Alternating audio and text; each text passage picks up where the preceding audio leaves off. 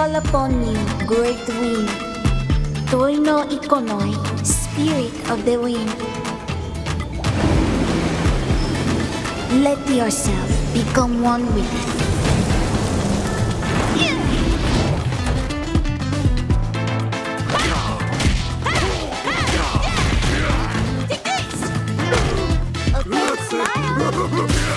Good stuff.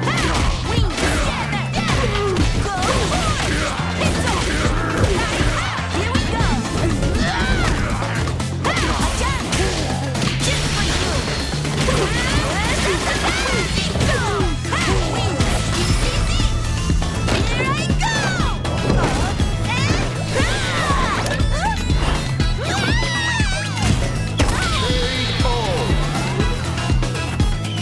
The voice of the spirit, only I can hear it.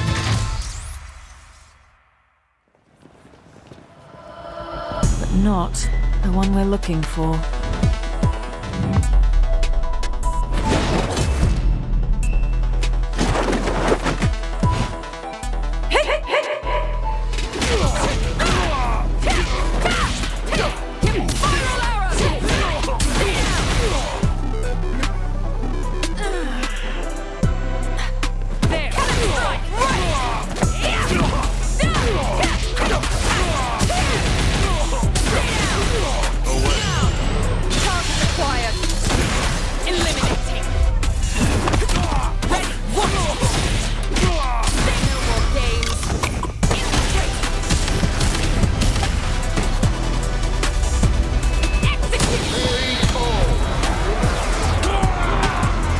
Another mission awaits.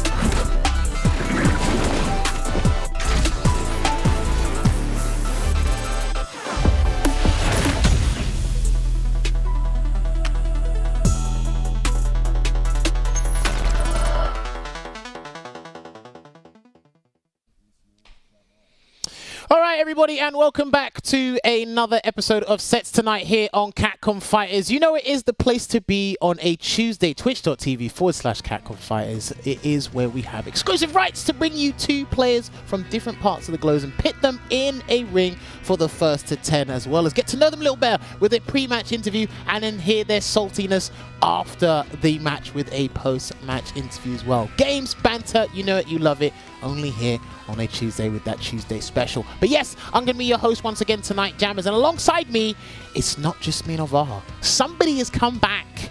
We've given him a second chance.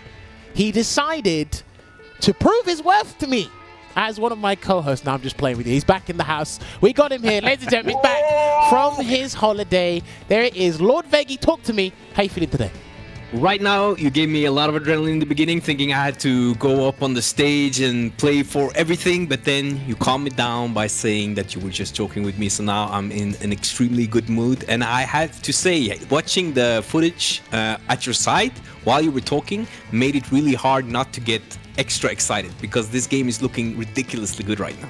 Nice, I like that. And Veggey, to me, you're still auditioning tonight. Wow. Okay. I expect. Do you know what? At least someone's being a judge. At least someone's being a judge tonight. But Olvaha, talk to me. How you feeling tonight as well?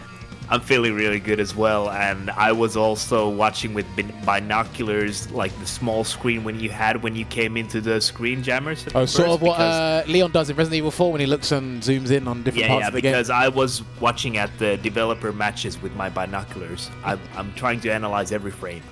No, that's good. Listen, we have tons of people analyzing it day by day. I'm pretty sure there's somebody. Some of these videos have over 500,000 views. I'm pretty sure somebody's contributed 10,000 of those just by clicking each and every time. I know you guys are hungry. You're salivating at the mouth just as much as we are. But don't worry, less than 2 months. I'm pretty sure some of you guys got a countdown. Some of you guys got a reminder. Some of you booked the day off when it comes to Street Fighter 6. But hey, you know, if Rich can find the graphic, let us not forget. There's three editions of the game. There are 3 editions of the game. I hope you pre-ordered it. If you haven't pre-ordered it, then think about it. Splash some money, splash some cash. There you go. The standard edition is there with just the full game. You have the deluxe edition as well with the full game and and the Season 1 character pass here. Who knows who they're going to be and how many characters going to be is going to be interesting as well. Or you could really splash that cash. You know that local you went to, you earned $20? Put that $20 to the Ultimate Edition and get the full game with the Year 1 Ultimate Pass. I'm hoping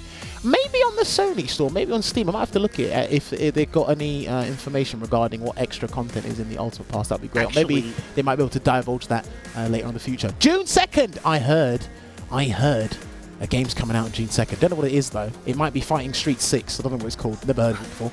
But make sure you guys get on that and pre-order it. But Olvaha, you want to say something real quick? Sorry.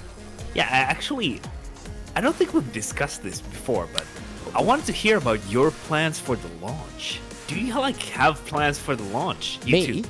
Oh, Veggey, you first. I can go first if you want. Yeah, so like it's very. You see how fast he jumped on that? Sorry, go first. Okay, it's very important.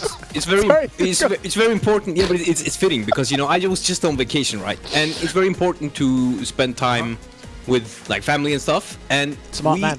Decided that it's smarter to go on a really good vacation now early because I'm gonna play so much Street Fighter 6 in the summer.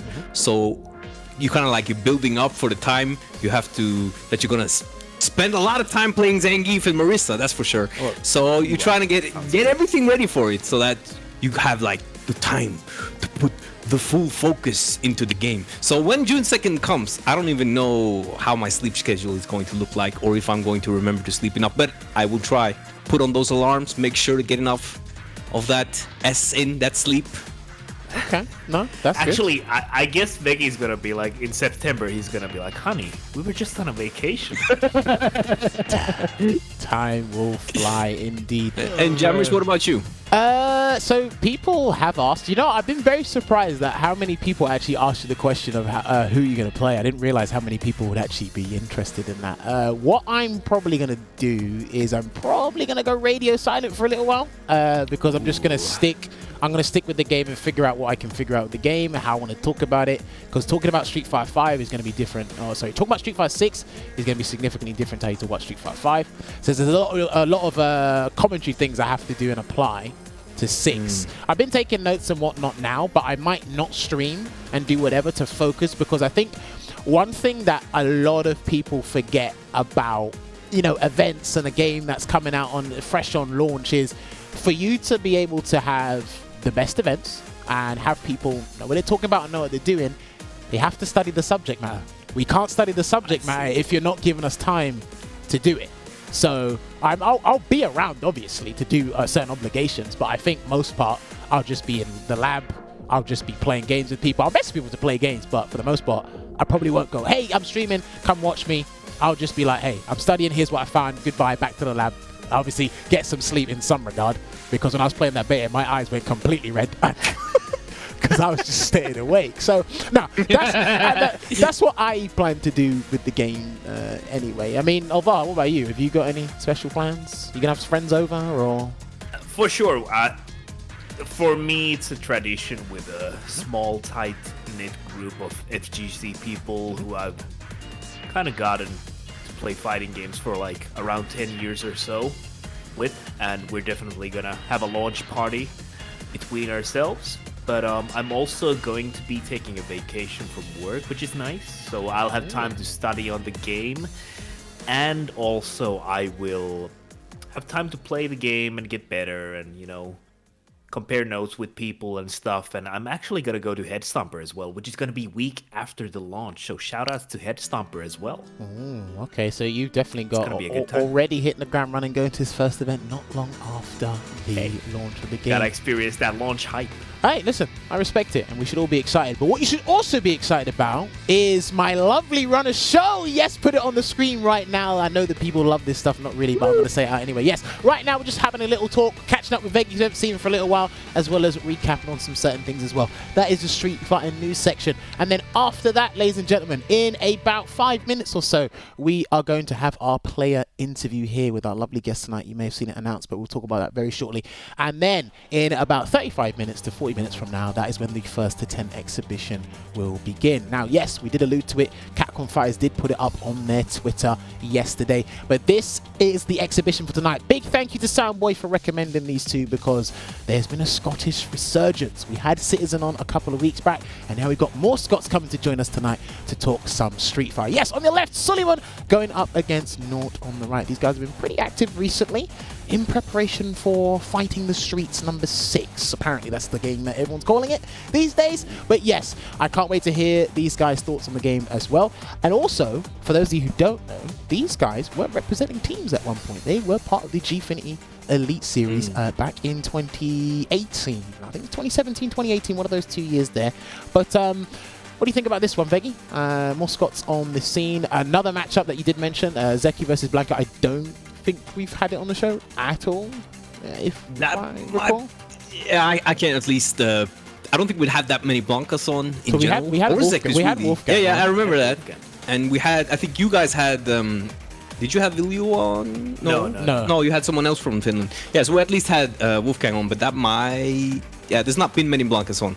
I'm just gonna leave it at that. So I think that watching, it's really cool for me to see Suleymon and Naught coming back, because I remember that they were really strong when they were playing, and then they just kind of disappeared, didn't play that much, didn't see them anymore. But now on Twitter I've seen highlights from a Blanca, Naught's Blanca, and I think Suleymon is still on the Zeku, and they're playing in their local tournaments, and they're doing at least Suleymon is part of a podcast thing, so they're really coming back to it. So it's going to be really fun to see them both play now, to see how they're playing now, and to see how the new character for Naught is coming in, and to see how this matchup evolves, because I don't really know what to expect when watching this matchup, so it's going to be a great treat.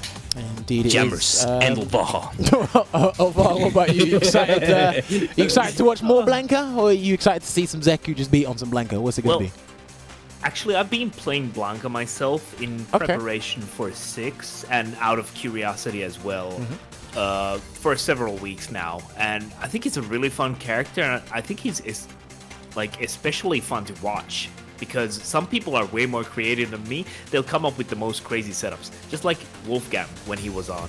Like, he had some really, really fun setups to watch, like the fake cross-up kind of back jump fears and whatnot. You can watch the episode.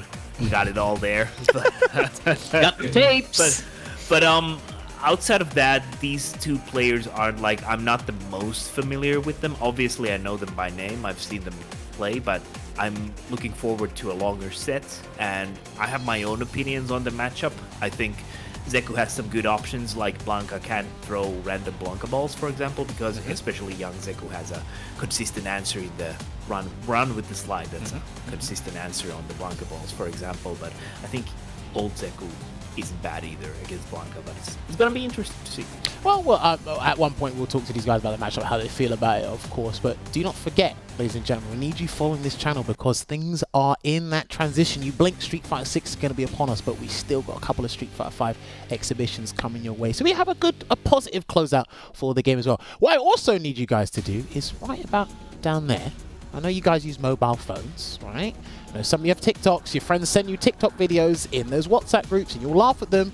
What I need you to do is I need you to go over there and hit that follow button. The guys behind the TikTok have been putting in massive amounts of work. They've been putting in some content. They've been collecting. They've been garnering those views. And I want the FGC to show some support as well.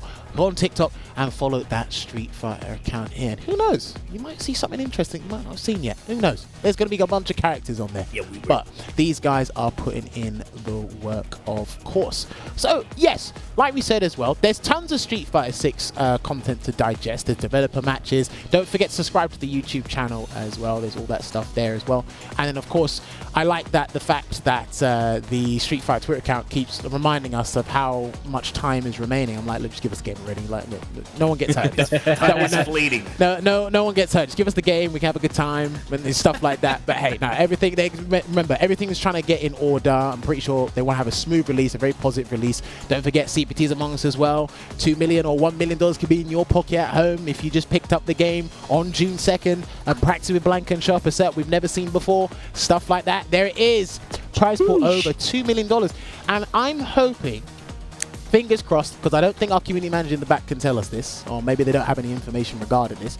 I'm hopefully when we get more information regarding the CPT soon, because I think some people, as always, they do like to plan months ahead of time, and they want to stay as competitive as they can and book off work when it's respectable. Because if it was me, I'd just say my boss, I'd just show him that and say bye. No, not really. I wouldn't. That's not a smart thing to do, especially after recent events, of course. But Yep. this is a thing. Do not forget, over $2 million in prize pool for the event CPT finals. Once we get more details on that, we can have another discussion regarding that. But yes, talk to me real quick. You can think about the prize pool, and you might have a lot of things to say. Yeah, you might have a lot of things to say about that, but one thing is for certain: you can do some stuff with that amount of money. Yeah, I'll buy a house. That's what I'd do. Yeah, Buy a house. sure. Or I'd pay. Sky is Do the you know limit. what? I'd pay 2 people in my life to shut up, and they actually would. Legit, they would. I'd be I like, would never shut up. Not you. No, I'm not talking to you two. Like, I can make you guys be quiet for free. That's not. That's not I hard. was like, I'm not gonna be quiet. Listen, I can make you guys be quiet for free. That's not hard. Anyway, we can talk amongst ourselves as much as you want. But what I do want to do is I want to invite our guests, bring our guests in. So hopefully we can get these guys in so we can have a lovely chat with them. Suleymon and Naught, if they are there, we can get these guys underway so we can have a lovely discussion with the pair of them. Plenty of things I want to ask them. I just want to turn it into a general discussion as well. So let me find out. Have we got Suleymon and Naught? Can you guys hear me loud and clear? Hello, can hear you loud and clear, big man. Hey, there we go. There's Suleymon. Naught, what about you? Can you hear me? Yep, loud and clear. Perfect. All right, gentlemen, thank you so much for taking time out of your day and joining us on the show. Obviously, in this first part of the show, we get a pre-match interview, get to know you guys a little bit better, ask you about your characters, and obviously what you think about Luke. That's stuff to kind of ease you in there as well. Yes, his character is Zeku. I did see Lucia. I play a bit of Lucia, but I'm not on the screen. So, but yeah, Suleymon, we're going to get his character changed. If he's got a secret Lucia, you can tell me about it now. But no. Okay, so, gentlemen, first of all, I always like to ask people about their origins of their names. I don't care if it's bland. I don't care if it's complex. You need to talk to me. So, Suleymon, we'll start with you. Where does the name Suleymon come from? So my surname is just Suleymon. I tried to make my username Suleymon at some point, but that was already taken. So I had to keep changing letters and adding some, and now we have Suleymon. So did you actually go through A, B, C, D, E, F? I didn't go through A, B's, but I tried to just make it a more phonetic spelling of like how it's like pronounced in like Arabic and stuff like that. Ah, okay. And you've had this ever since you took fighting games seriously, or just is this your gamer tag? Nah, I had it since like I'll be honest, like it was Snapchat. That was like the first time I had to put in like Suleymon. Okay. So I'm like, alright, cool. Like I have to keep messing about with letters here, and I just figured, you know, that's probably that's a solid name. I can stick with that. No, fair play. You know, listen, sometimes simple is the best thing you can do. I like that it originated from Snapchat. No, that's brilliant. I like that. Naught, what about you? Where does Naught come from? Yeah, so I'm gonna echo Sully a little bit here. Yes, it's just part of my name, and yeah, I just think it's actually quite cool. So, yep, that's me. No, fair play. I like that as well. Keep it nice and simple, and it's easy to remember as well. When anyone calls out your name, like Naught, where are you? Instead of Hadouken Hater 81, can't find you. You know, stuff like that. Can't mistake it. Can't mistake it. Has anyone mistaken your name in a tournament bracket before, Naught, or have you been pretty much smooth sailing? Oh God. Wow. So yeah, so my CFN is technically 0 Naught, and commentators love to say, oh, Naught. I totally get it though, that it's just a confusing name. But the thing is, with the CFN, I just wanted Naught on its own, but it got taken, so I had to put in just that little 0 in there. Yeah. Do you know what? I think one of the most infuriating things is when you think you've got the right name, the perfect name, no one's taking it, and then the system just tells you it's been taken. It's like, who is taking this name? It's like, you're not that creative, but like, you know, like clearly they are, they're taking it. So, but yeah, okay, my next question will be, Suleymon, you do play Zeku, and we haven't actually seen Zeku, surprisingly, in the past, I'd say, year and a half. Like, we've rarely seen him, maybe once or twice, special feature here and there. Since you have been playing Zeku for a little while, could you kind of give me some insight as to maybe the best way to articulate why Zeku fell off with quotation marks? Why did he fall off? Yeah, quotation marks definitely doing the work in that sentence, because I don't think he's that weak. I think he's still very much a strong character. I think it was just more a lot of other very strong characters kind of turned up, and like kind of like, for example, like your Luke's, Ed obviously being a lot stronger, and Zeku is still very strong. He still has all the stuff that everyone hated back in the day. It's just that I think it's kind of almost similar to how like Rashid was strong, but everyone forgot about it. Do you know what I mean? Okay, no, that makes sense. Let me ask you this: do you feel he takes too much work to optimize over easier choices? Shall we say? In the game? Well, I mean, people like look at it and be like, "Oh no, it's like two stances. I can't be bothered to." What it really is that like young Zeku and old Zeku are by themselves are very like simple, straightforward characters. So it's just you're just learning two very straightforward characters and just kind of learning how to get good with them both. So it's not really that difficult, because you can play both of them in like just about every situation, because they're both very much strong in their own right. It's just that you can be bothered learning both of them. Would it be, sorry to cut you off there, would it be safe to assume, because I was actually like thinking about this the other day, because some people say, oh, you know, with Zeku I've got to learn 90 matchups instead of 45. Would an easier way to articulate what Zeku is you're basically playing a team game with no assist in a 1v1? Yeah, I'd say so. Does that make sense? Yeah. The way I go about it when it goes to like matchups, and I'm like, young Zeku didn't really feel too good there. Maybe I'll try old Zeku and see how that plays out.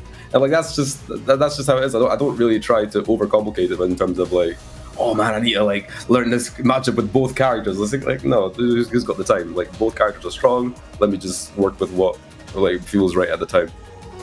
Okay. I just gotta say, Jammerz, you just made me think a lot. Wait, what? When you said it's like playing a team game with no assist, you really made me think a lot, and you are right. You made me think so much. Oh, okay. Thank you, Veggey. Olvaha, you want to ask a question? Wow. Yeah, I wanted to ask Suleymon about the fact that do you normally gravitate towards characters like Zeku who have multiple move sets, or like Zeku is definitely like the first character I've had that like stances. I gravitate towards just strong characters in general. Like before Zeku I played Balrog, and I think what dragged me towards like Zeku, I just thought he looked cool. I thought the music was good. He just looked, he's got the whole ninja thing going on. He just looked unique at the time. I think he's like probably one of the cooler design characters of this game. And when I saw his trailer, and I saw his trailer, like I thought everything looked like so flashy, and like he just looked like really fun to play. And when I played young Zeku, he was quick. He's very good at like pushing the offense and overloading people's mental stack. And I do like playing dry every now and then, which is why I do appreciate having old Zeku as an option, just to kind of mess with people's like usually when I go up against people who like know me as well, they'll have the tempo down on my young Zeku. If I switch to old, they'll kind of struggle and be like, why he doesn't have an old, does he? Do you know what I mean? So it's stuff like that. It's quite an interesting jump from like a character like Balrog, who is a lot of people consider him kind of simple, or his game plan is kind of simple in the way that he's using a lot of dash. That's what it is. But like dash straights and like that kind of thing. So that's what I meant.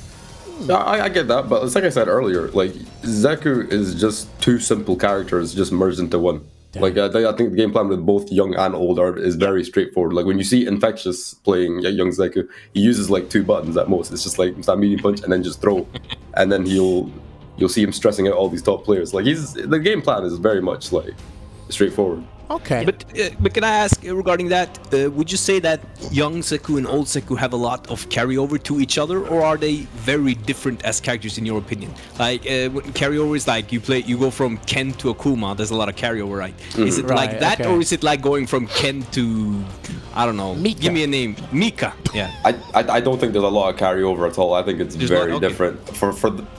At some point, I kind of sat down and I was like, okay, I need to learn old Zeku. So I just had to commit to like going on ranked and just only playing old Zeku, regardless of how many points I lost. I had to like not go back to playing young Zeku until I got the points I lost back from just only grinding old Zeku. They are very different because they both got different game plans, different strengths. That they kind of complement each other. You know what I mean? Like one, like obviously for example, old Zeku's got invincible DP, a young Zeku's got the 3-frame, etc., etc. Okay. Is there any character where it's very important to continuously swap character based on position on the screen or anything like that, or is it more like this character for that and that character for this? I find myself swapping between two characters when I'm up against either grapplers or zoners. Because I think with like zoners, you want to be able to, you know, put pressure on them when you're like young Zeku and rush them down. But I think once they caught onto that, you might want to switch back to old Zeku so you could, you know, when you want to play a bit more patient and like again just throw them out the river, throw them out their rhythm. Yeah. Same with old Zeku with the grapplers. If I'm fighting Giefer, so I'll be staying old Zeku to keep him out. But once I get like that knockdown or I'm in, I'll want to be young Zeku just so I can, you know, continue to kind of put that kind of stress on them. Okay, no, that's interesting. I like that we got to delve in a little bit about Zeku there, but then we can't ignore Naught. I need to find out because Naught, you took quite a hiatus from this game, and then of all characters, you've come back. True, man. And you've played Blanca. Why Blanca? Do you not want any friends? Is that it? What is it? I know you hate Blanca. I know you hate Blanca, Jammerz. But I think he's a very niche character, and you don't really see him too often. So I'm kind of banking on matchup unfamiliarity right now. Okay. And I think he is on paper. There's like a common consensus that Blanca is a wild character, very quote-unquote random. I mean, if you can tell by the looks, but I think so. On paper, if you want to see it in a different light, I think he can be a really strong character, man, in neutral and play honest. I agree. Okay. Interesting. The deafening silence from Jammerz here. No, yeah, because I'm just trying to figure out what my next counter argument would be to be against honest. But you mentioned matchup unfamiliarity. Now, in the time you've played Blanca, and I don't know if this is a common thing, not just with him, there's several characters to do this. When you figure out that, you know, probably the vast majority of the community don't have that matchup experience, do you solely bank on that, or is there other factors that come into play that will make you want to be a stronger player? No, absolutely. Yeah, so absolutely not. I don't bank on it. I don't have it as a crutch to use that kind of thing within my game plan. I don't have that as my priority.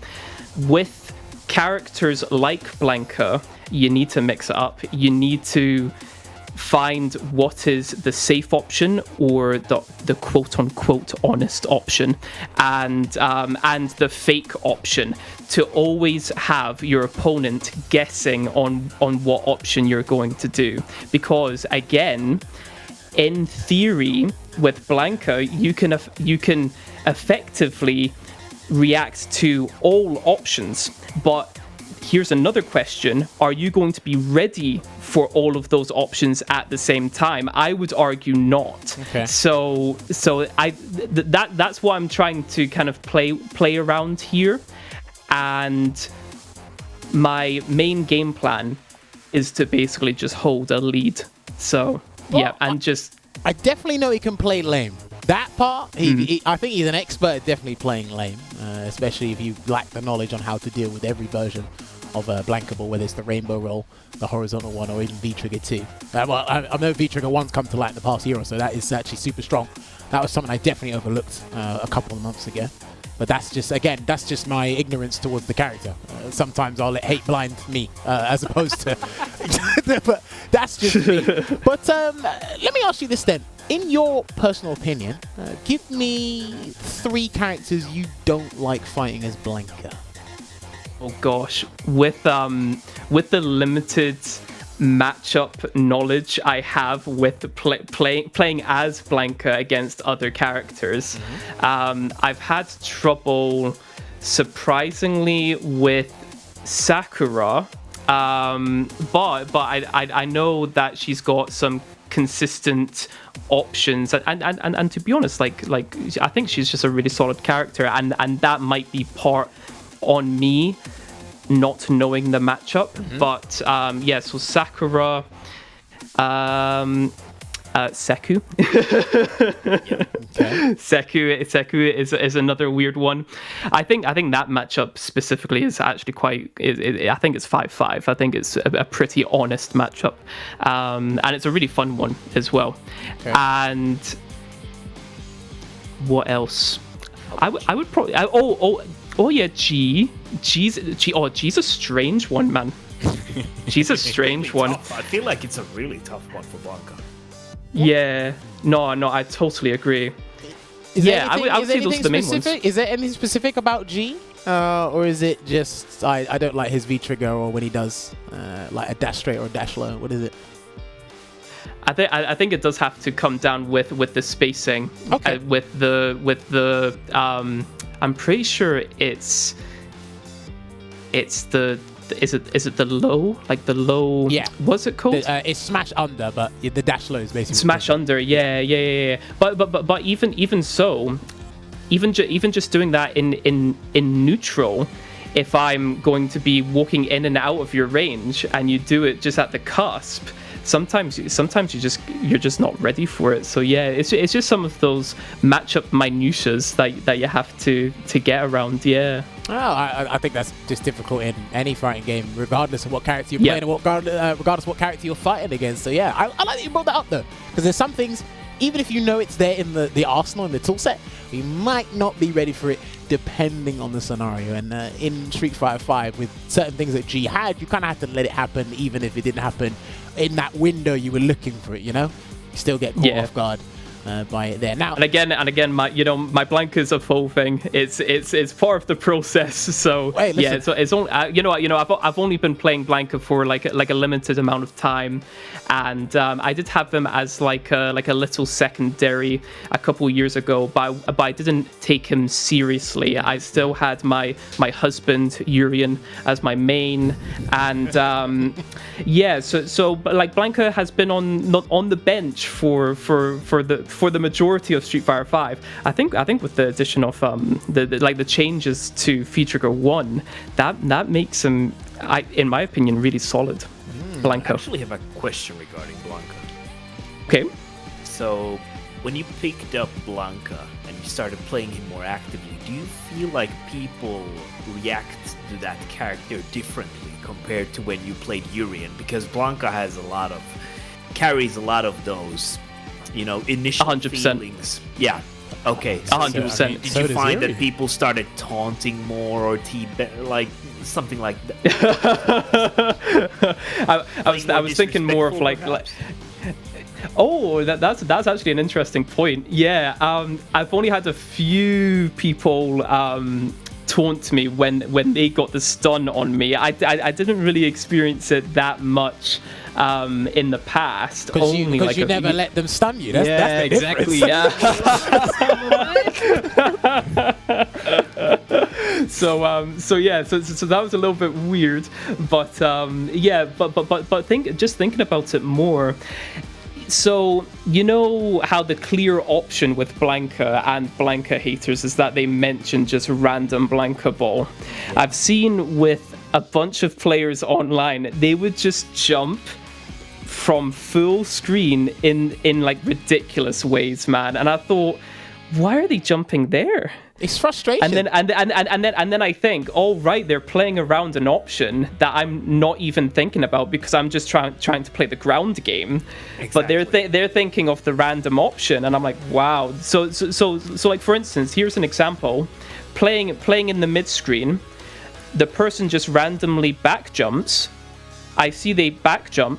I hop forward. I just gain some stage for free because they're playing around that option, and I get it because I am holding down back, but I'm also moving forward as well. So they shouldn't really be banking on that option to come out.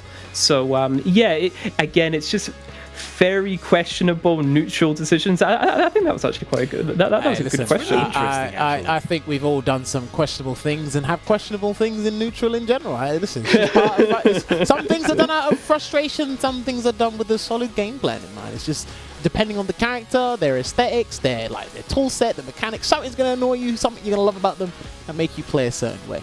But yeah, now moving on, I do want to ask you both something, because I know, so for those of you who don't know, just to give you context, these two were representing teams, they were sponsored basically, back in, was it 2018? Was it 2018 or 2017, gentlemen? I think it was 2018. 2018. Alright, so Suleymon, you were part of Team Fnatic, that was it, Fnatic, and Naught, you were part of #United. And this was part of our G-Fnatic Elite Series. Suleymon, if the chance arose again for Street Fighter 6, would you want to be part of that again? Something like that? Oh yeah, 100%. Like, I think the G-Fnatic Elite Series was really, like, it was a really fun experience. It gave everyone a kind of taste of that esports high pressure, high pressure like environment, and just like the production value was amazing, and just being able to experience that was really awesome. So yeah, no, if something like obviously we've got SFL to kind of like fill that hole now. So like stuff like that would be like a really awesome I'd be totally down to experience that. Yeah. Now, was there something? How to articulate this? Did you have, when you were sponsored at the time, did you have many like obligations or requirements to do as a player? On and off the game, if that makes sense, because I think a lot of people, they want to be sponsored or represent someone, but they don't understand the obligations that come with it. Did you have to do a lot? Did you not have to do many? Like, talk to me. Well, there was a lot of stuff on the contract, but like, if you guys remember, I was on the draft in it, so like there wasn't really like, the focus is on like the mainline players. So okay. For the most part, all I had to do was come down, make sure I'm wearing like the merch and whatnot. And just be mindful that when you're at an event that's being streamed, that you are still a representative of that team. So you just need to kind of conduct yourself in a manner that's like just generally respectful, like kind of just common sense stuff. There is like a lot of stuff in terms of just being like mindful about like what brands sponsor your teams. Like, for example, if your team's sponsored by Monster, don't be be gassing up any other energy drinks that's like too aggressively, or like don't be trashing Monster, obviously. So stuff like that. But that's mainly what it would be essentially. I mean, you did mention like some common sense stuff. I hate to break it to you in 2023, and I think some people left their common sense at the door with their keys. Listen, I hate to break it to you, but that's how sometimes people are.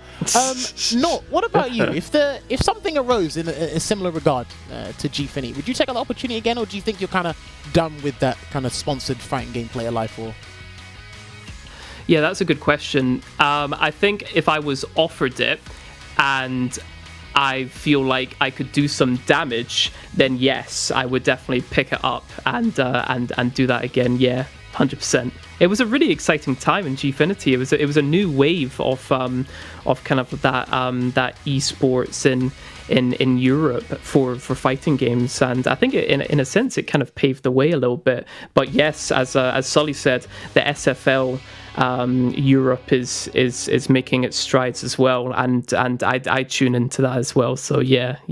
Okay, interesting. And for you, did you have any, similar to probably, do you share the same sentiment as Suleymon in regards to obligation and requirements, or did you have to do something different under your team? Yep, so it was roughly the same because I was from the draft as well, and I was actually picked first in the draft, and that was really something that kind of took me off guard a bit. Okay. It was an amazing experience, and basically my main obligation was to kind of show up and play some games. The debut game that I had to do was actually against Veggey, and I think that was when the cogs were starting to turn with our team. Okay. Because I think they wanted me. I think they wanted to see what I could do on stage, if I played nervous, if I played well, if I played bad, and just with how the cookie crumbled, I managed to get more opportunities because of that. And then I got into the main roster. So that made it more of like an obligation as well. So because I'm on the main team, I need to get flown down from Aberdeen, and so yeah. Okay. You guys had a really good first. Like the start of that season was really good for you guys, right? Yeah. Yeah, did you make the playoffs or almost? No, you did, right? Yeah. So we did, and it was a very, very close set, very close. Yep. Oh, that's what happens in these kind of environments. Right, we've got time for 2 more questions before we go to break. I'll ask you both this question. Suleymon, hypothetical scenario here. Let's say we had more teams to enter a Street Fighter League. Do you think there should be a drafting process in general for players? Or do you think it should be, right, I've got a team, I'm going to hand pick you? Veggey, I'm going to extend this to you as well because you are part of the team. But yeah, do you think there should be a drafting process for fighting game players in general or no? I love the drafting process. I think that was like really exciting. I feel like they should bring that back and make a whole show out of it. Do you know what I mean? Like they would stream it, and then there'd be like a cycling through all these players that we all know within the EU community, and then just show like this guy got picked by this team. Who does that already? No, I agree. Correct me if I'm wrong. Is it the NBA that does that? Is it the NBA? I think it's the NBA. Yeah. I can't remember. A sport actually does that, so I can see this. And Suleymon, I don't know if you watched the Capcom Cup draw for the groups, where they actually made a whole show out of that. So I like that you brought that up, because sometimes that in itself brings attraction. It's just like, we want, like you said, we want to see who gets picked, where they get picked, and then we can theorize and predict the lineups later in that. So I do love the fact that you brought that up, because I think a lot of people I don't think people knew about the drafting process, but not like all of it. They just knew who got picked and who didn't, sort of thing. Like there's the black and white, if that makes sense. But then I'm thinking as well, Naught, do you share the same sentiment as Suleymon, or do you think there should be no drafting process? Yeah. I think it would be nice to have that spectacle. I think there's arguments for both, but I think I would definitely approve the more spectacle, make a show of it. It's the draft, who's going to get picked, because it was exciting during that time as well. Okay. Just to see who was picked and who wasn't. Yeah. Okay, interesting. Veggey, talk to me, because again, you're representing a very formidable team, very strong team. They've got strong representation. Do you think there should be a drafting process, like maybe every season, or? I think drafting what is it called? Drafting process. What did you call it? Process. I was gonna say prospect. I don't know why I was gonna say that, but anyway, it's like a similar thing. Drafting prospect. Yeah, for sure. You are as well, my bro. And drafting process, I think it's really good, because if you do it like they did the Capcom Cup draw, right? That you have a show and you have like a representative from each team there maybe, and then they can discuss the players that they want and why they want these players, and then you can see who gets who. And as long as it's not, I do also think that teams should be able to pick if let's say there's a team that has players on their squad, that they're not required then to pick only players from a draft, so that there's a mix so of you have like some main players two and then ones, and then and then you can decide that's what I'm thinking. And I think that would just be good, because it would bring more eyes in on the whole process, and it would give a lot more players a reason to stay competitive online and to grind more hours into the game and do more. So I think having both is actually really good, and could I only see positives really, because if a top player who feels he should be on a team isn't picked on a team, he can still enter the draft and be drafted. So there's no lose for anyone really. It's just, I think it's just, I would not mind that at all. That's my final answer. I'll leave that open to the floor as well. People that are watching the show right now, do you think there should be a drafting process in some way, shape, or form? Maybe for a hypothetical invitation or something for Street Fighter 6. Let us know in the comments or whatever. But yes, we have time for one more question. I asked this before we go to the break. It's for the both of you. Suleymon, I want to get your opinion on it first. You might surprise me. You might not. Who do you think is the best character in Street Fighter 5 as we speak? Talk to me. Best character in Street Fighter 5. I think probably the logical answer is probably Luke in that case. You said logical. What does your heart say? My heart says, well, it's because I've been getting smoked off him quite lately. I want to say Cody, because Soundboy's been cooking us locals quite recently. But because I feel like they both have similar strengths. But I think it's more with Cody that I find myself oh man, I ate a light kick and I just lost half my health. Like, what's going on here? But I think Luke is just generally like more solid, has less obvious weaknesses. Like on that front, I think when I'm up against like various Lukes, like he seems like a very airtight character. Sure, he's not like he's obviously a strong guy. He's not ignorant though. I don't think he's like that much of a monster. Like he plays like, you know, simple, straightforward Street Fighter, but he is just definitely he just plays it better than everyone else. I mean, essentially. I mean, he can like do a whole laundry list of your taxes for you, and you'd get away with it and still be able to win the tournament. But yeah, Naught, what about you? Who do you think is the best character in Street Fighter 5 in your opinion? Yep. So from the heart, it's gonna be Ed. Wow, okay, you caught me. Okay, right, you caught me off guard with that one. From the heart, Ed. You've got about 2 minutes to defend yourself. Go. I don't need to defend myself. It's from the heart. Wow. Okay. That's it. He just said mic drop. That's it. Call it a day. All right. That was good. That was such a good answer to Jammerz. You got to give props for that. Well, listen. If he's that's what I said before. Wants what he wants. Let's not go there. Yes. If you stand by your answer, you like it, say it with your chest, baby. That's what I like. And on that note, ladies and gentlemen, what we are going to do is we're going to take a short break. But when we come back, we're going to have Suleymon and Naught in the lobby for this first to 10. So get your drinks, grab your snacks. We're going to get first to 10 underway. See you in a bit. What?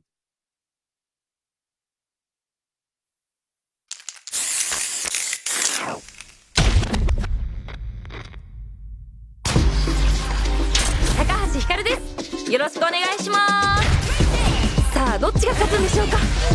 心理戦にも注目していきたいです。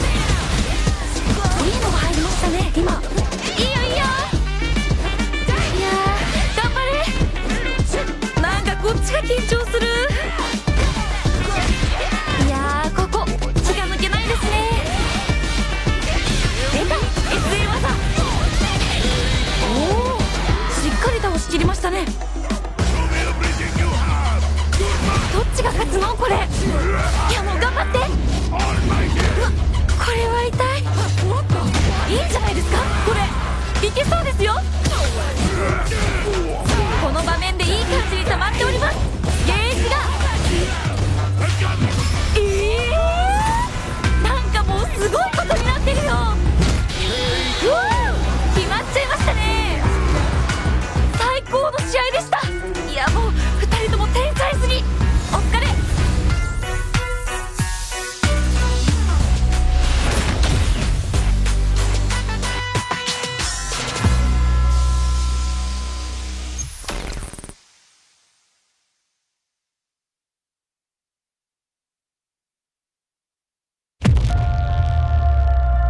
Space-time distortions. They're still puking out dinosaurs all over the planet.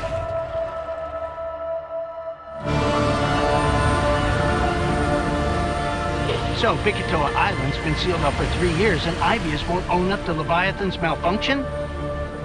Can you address the reports of exofighter patrols on the island? Reports of exofighter patrols are simply untrue. IBS is committing all possible resources to the investigation.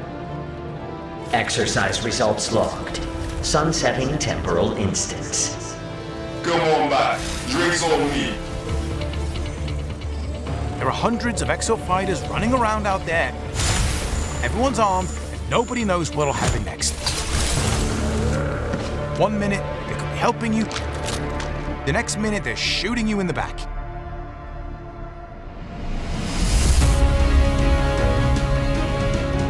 You need to keep fighting until we can figure out how to destroy the Leviathan. It's trying to build stronger exosuits, so it's pulling any exofighter in their house back in time to these bloody war games. Like it or not, the exosuits keep it alive out there. But the more we use it, the more it helps Leviathan. Well, that's not an option. One way or another. Valued team members, prepare for dimensional integration in 10 minutes. You stay alive, man. Only you.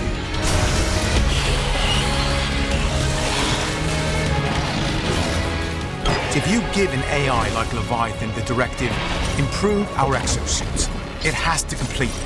It doesn't matter whether that takes 100 tries, a million, all for the perfect suit. More than that. But at least do me the courtesy of looking me in the face whilst you do it.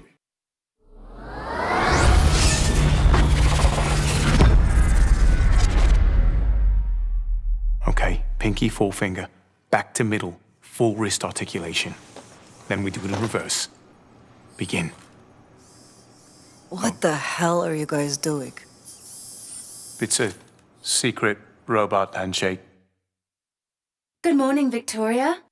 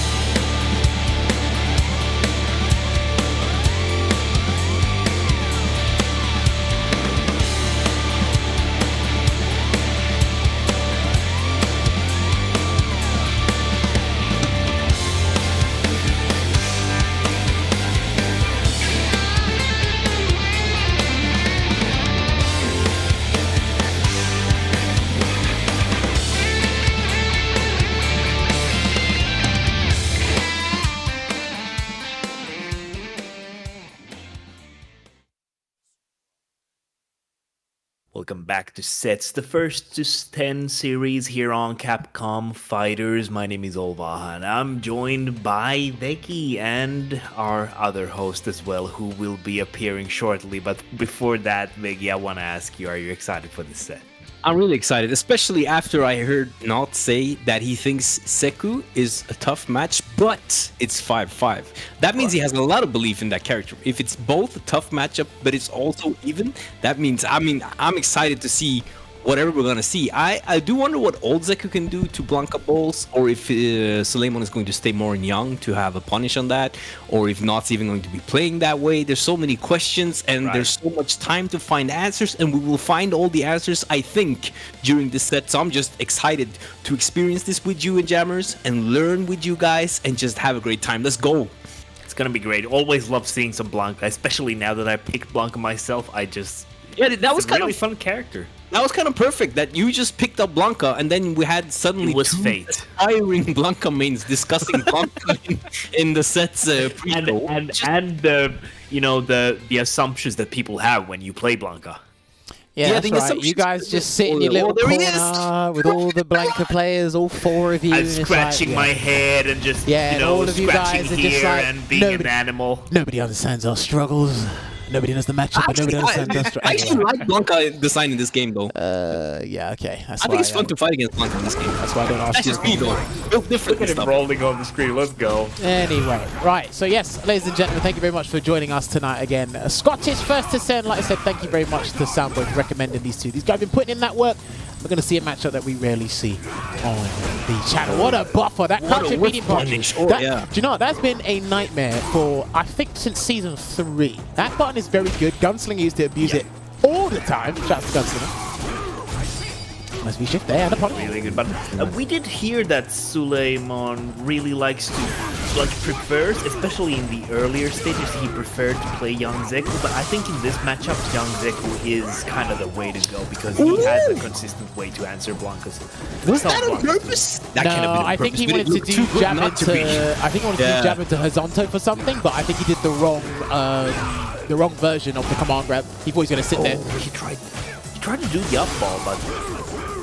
Oh, he got him. That's dead. That's dead. He's done. Yeah, he hopped through, man. He's going to cancel into the CA. That's going to be round 1. What a round. What a comeback. Keep it simple. Keep it simple. I like that straight from the target combo.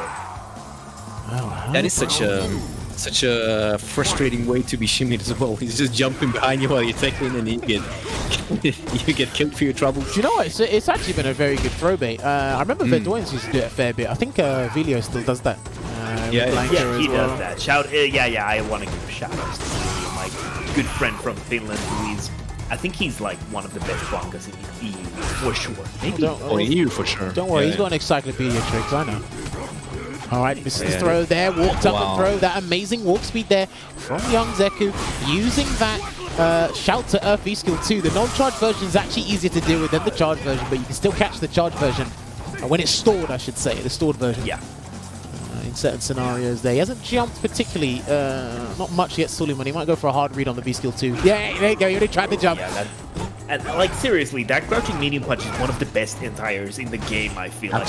Blanca has absolutely one of the best entire normals in the game. Hulk Sunday, he's looking for that one hit of damage here. Now, Naught can't jump. Oh, speaking of the devil, he tried to do... That's actually a really good entire as well. Well, that's one of the best in the game. Committed, I don't think he did, because the scaling. With the V skill into forward dash.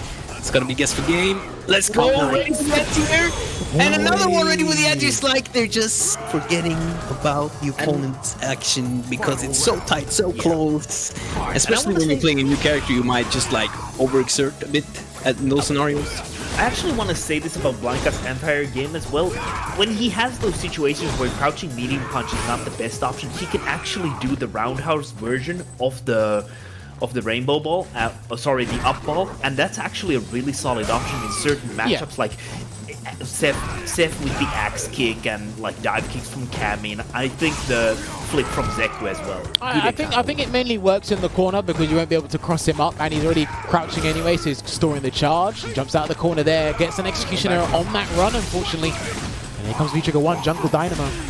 Already ready to throw that reversal. Okay, looking the wrong way. Neutral jump, yeah, that looked really good, but that was a good preemptive neutral jump for He's dead, he's done, he's done, he's finished. Yep. Absolutely done. I'm seeing a lot of hops from Naught as well. I'm interested to see how Sule will be answering that in the future, because I think in this game it is kind of easy to react to, but obviously there are situations where you can make it really ambiguous. I think it's there's a mental stack thing where everyone likes to because it is very checkable, but I do notice myself getting hit by a jab after a hop every now and then, so It is also for Naught, it's about learning when to do it. As he's learning the character, he needs to kind of feel out, get a feeling of when it's good for him to do it or not. So he has a lot of stuff to still figure out, I guess, since it's a new character. Right, and it gets the slide in there. Now, here's the thing you have to remember as well. When Zeku hits that roundhouse, is it going to be a 500 stun or you're done? That's what it's going to be. it's one of the two. Right, there we go. Good reversal there from Naught, going back to the neutral here. And here again, just as Olvaha was mentioning before.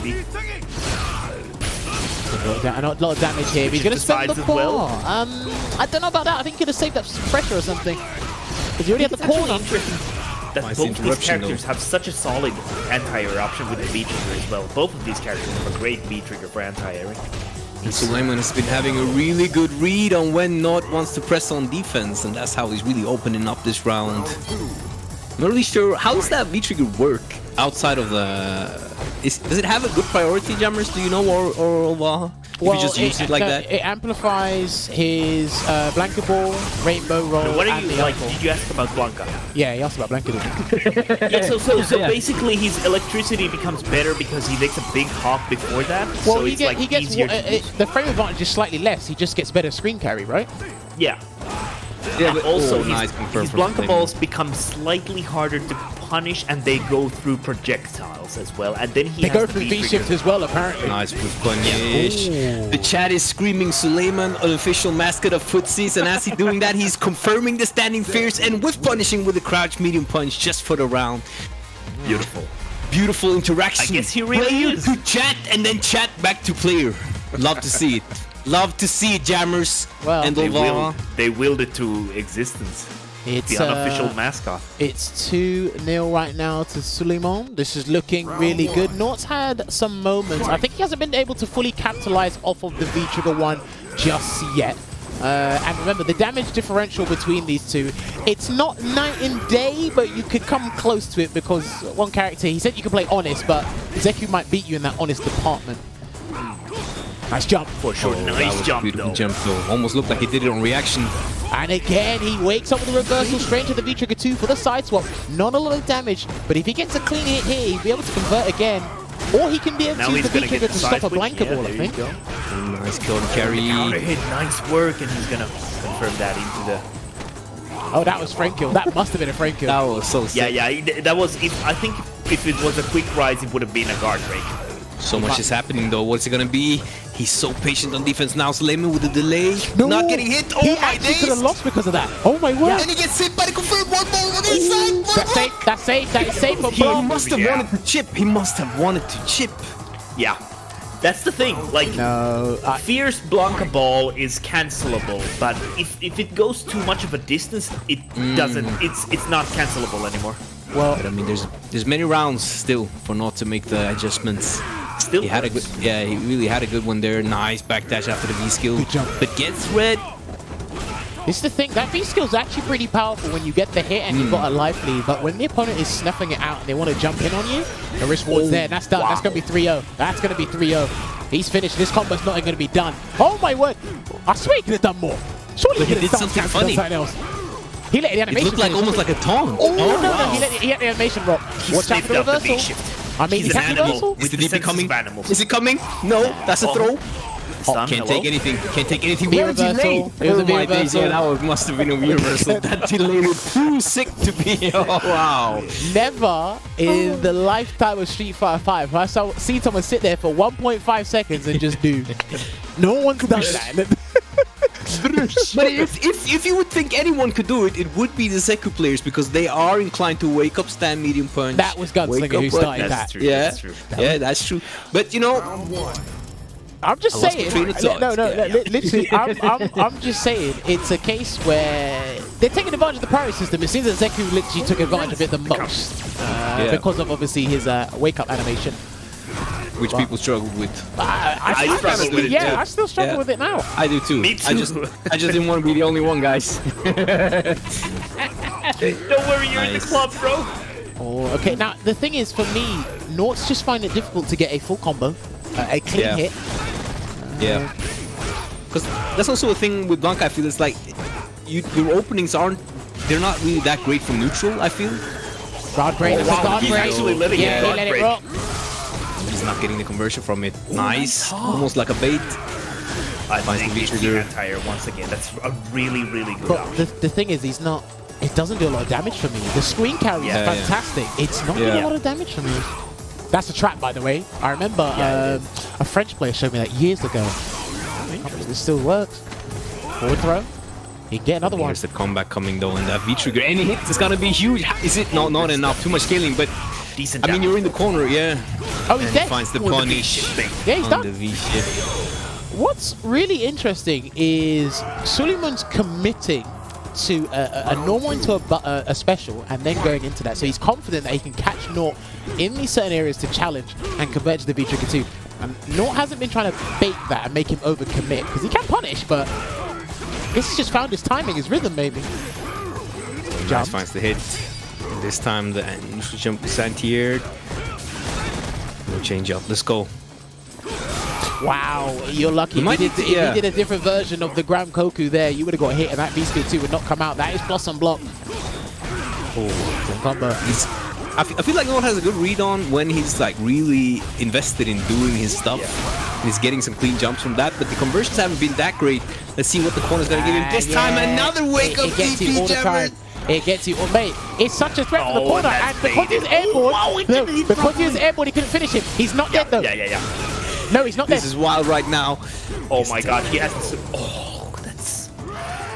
I feel like Naught has been so close in these several occasions, but he just can't get the game, like the ball rolling. See what I did there? Oh my Oh yeah, look, mate. I'll see myself out. No pun intended, but it's all close but no cigar. He's getting these hits, but the real mind game is when Naught gives him the V-trigger 2 and he doesn't know what's coming next. Right now, he can try to hop through him, but you could be susceptible to a grab, a delayed throw, or maybe a delayed button, put yourself in the corner. And that's where Zeku thrives. He has the wall jump option, and he also has DP into V-trigger 2 if it's old form. So if he can knock him down in young form and the V-trigger 2's there, he's got more of a chance to land some solid Oki, but it's difficult at the moment. It's difficult. Yeah, Suleymon definitely very prepared for this matchup and knows what to do. Has that confirmed the whip punishes. Punish, that's a clean punish. Yeah, that's guaranteed. Nice punish combo. That's guaranteed.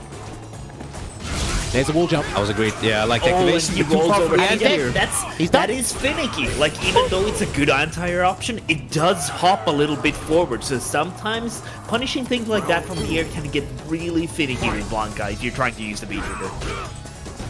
Alright, pressure being applied here, walking, and then using that poke, that Rufus poke with the crouching medium punch. Yeah, not really ready to check any of this right now. And I like the attempt. Oh, just too far. That was lucky for Naught. But I like the attempt with a jump. Heavy punch on the young Zeku. That button is really good. Blanca's jumping button. I don't know how I would interact with the stand medium kick, but gets caught again. It's just difficult for him to keep up. Nice anti-air. I rarely see that these days with the horizontal. That is the anti-air for young answer. Yeah, that was the perfect answer to what I was kind of wondering with the jumping heavy punch. Corner carry as well, but he wasted all of it. But that's my problem. He exhausts the V-trigger and he's not really getting anything out of it. I think he's being a little bit too trigger happy with it. I think he'd get more bang with his buck if he played V-trigger 2 because, like, I don't think the V-trigger 1 right now is doing what it needs to be. Well, we'll ask him afterwards if he put any time for sure. V-trigger 2. No punish though on the strike. Jump got him, yeah. Preemptive, yeah. No, Suleymon has really good read on like the heavy commitment from Naught when he's jumping. And I feel like even when he's getting anti-aired, there's not much happening afterwards, so he's not really deterred from taking to the skies. So I think also what I've actually discussed with Viljo from Finland, who is a Blanca player, like we discussed before, I think he prefers V-skill 1 in this matchup, so he likes to challenge young Zeku with the hops, for example. Okay. And it also adds a layer to his footsies, because if you do like a standing fierce, you can buffer that into the, you know, the launcher from the V-skill 1. So I think that's something that he might want to try, because he does like to play lane with Blanca, so maybe he should try to emphasize the footsie factor. He gets a throw right here now, trying to do a dash-up throw, didn't quite work, so a dash-up throw from Suleymon works in his favor here, backs off for there for a moment, and gets a punish. Nice though. He's going to spend it to put him in the corner here from that ground shade rolling attack, try to bait him. It's interesting, but he easily loses out on the corner position by hopping forward into the corner, so I'm not... For a take. Nice take. Now, if he doesn't jump, I think he's done. Yeah, he's done. Oh, yeah. I feel a like lot of damage. I wonder if it's possible to slow down the momentum more on Naught side, because I feel like he's getting dashed on and getting kind of overwhelmed, and I wonder if he could slow down, if he could then make the slow climb to get things back. Yeah, exactly. Suleymon is not really deterred from going in, and it's working out for him. Low forward couldn't cancel it because I think he's walking forward. I think he crouched forward instead of crouched back. I like the fact that Sule is just so very content as sitting with all Zeku right now. Like you said, he's not checking the dashes right now. He's kind of letting Sule play his own game completely right now, and the staggers as well. There's a V-shift, yeah, you can hold it and mix him up. Yeah, that's the thing. When you V-shift, it could be a throw, it could be a jab check, it could be a wall jump, and now he's got to watch out for the reversal. Oh no, he's the throw.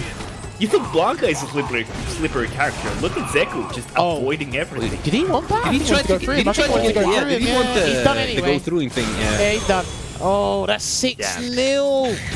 That is very demoralizing at this point. And even if you're not going to change anything, I think a little bit of a break here and there would not do bad at this point, because what do you have to lose in this situation? You might as well take a breather, because you're kind of feeding into the momentum. whole Yeah, because he's got momentum. Yeah, so the exactly. quicker you go back into the get, like, he's going to keep his momentum, but it looks like he's gone right back into it here. No, it's 6-0 here to Suleymon. And I do really feel like Naught is a player that could easily check dashes and check over aggression like he did there. And I think that if he could just recognize that that's one of his big things now, I think we will see a slow, steady climb to get back in form. Yeah. Nice. Savage crush counter. There we go. Nice confirm. He's just letting it out more. Just as he pressed Suleymon with the jump again, it's like he knows exactly what time he's going to commit. And even when you have a really good button like crouching medium punches Blanca for anti-air, like it just goes to show how that could have been whip punished into unskilled damage there. That really could have been caught, that down forward hard punch. Oh, nice. Didn't get the conversion though. He's done. He's done. The activation instead. Yeah, that is huge. Oh no, okay. So I did less damage than I thought. The scaling kicks in there. Anti-air, nice. This is big. He's not going to have a reversal, so you're going to have to take advantage of this. Let's see, he's probably going to... Delay! Oh, he got him! That was... He got him! He took the risk, and you know what? He's 6 games up. Do whatever the hell you want, because he fell for it. He needs a lifeline. If you throw him something and he hook, line, and sinker, he got him. Damn, that must feel good for Sule. Yeah, you had nothing to lose at that point. He might take this round because of that. He might have been mentally overwhelmed there. That's pressure being applied. Electricity. Suleymon has great timings on his interruptions as well, and there's a dash, not ready to check it. He just finds the timing over and over again. So oppressive right now, and just every reversal seems to work as well for Sule. Yeah, he just needed that one little hit. I wonder, is there a good whip punish button that Blanca really has? I feel like that is his only, that is like his weakness in neutral, is that he has great buttons, but he doesn't get big stuff from whiff punishing, so you can really be over aggressive with your button presses. So in a way, EX Blanca Ball is kind of a decent whiff punish, but that's already resources and you need charge as well, so it's not like really super reliable in that sense. Yeah, you already got to be locked in place for that. You got to know the spacing. Crouch fist might work. A lot of this stuff you want to convert into a knockdown. I mean, you might have to just whip punish into, similar to Seth, you might just do down forward hard punch, get knocked down and work from there. It doesn't have to be like super big.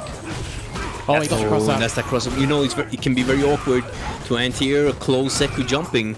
Even Blanca's crouch medium punch showing issues there, and finds another confirmed Suleymon. The delay is still there. Nice, not teching or pressing from Naught though. Oh, and the challenge there to the plus frames. Now we're going to go back to the corner. Jungle Express. Good block there, and the delay. He's got him in the corner. Let's see if he can take advantage of this, because this is huge, and he tried to... I see, it's the block though. He might lose this if he's not careful. One hit will do nice it. Break from Sule though. I love it. No, that could have been away from me. That could have been the round. That is, dude, crouching medium kick links into itself on counter hit, but the range was insufficient. That was so sad. But I just love that overhead, because you know any hit there from Suleymon would have been deadly, but he was just out of range for the mediums to connect, and he just kind of like went over them and landed that overhead. Is this the beginning of the end? Let's go. He's gonna get some Oki from that. Every time you do that electricity from the air, like you get punish. Yeah, he can't arbitrarily or haphazardly use the blankables like you guys mentioned before. The run slide will catch him. The stun's racking up here. He's in trouble. Yeah, the meaty is there. All right. Plus frames, plus frames, plus frames. Nice. There is a tight gap into low forward into EX Gram Koku there, so you can do it. Got fully invincible move. There we go. He delayed it this time, so we got them. Hop through. And he's gonna get with the free strikes. Away. What's it gonna be? He got him. He's dead. He's done. He's gonna get out. Yeah, he got that was caught such a great wait. Yeah. That's so unfortunate, but it's like in the heat of the moment, it's so easy to forget when Zeku has the V trigger that he's just gonna press the button here and anti-air me completely. I feel like the neutral jump shimmy, a lot more people are ready for it these days than in the beginning. For sure, so absolutely, it's 100%. a lot higher risk. Yeah, because it took than about used to be. like 4 years for people to take the throw. Anti-airing it. Yeah. Alright, dashes up here, can hit, confirm into EX. Bushinsho straight to the corner here. This is not looking good. 2 throws might rack up something. There's an interruption. Good block. Great block. Punish on it. Finds the hit anyway. He did a rainbow roll. I think he did the rainbow roll. Yeah, that was the rainbow roll.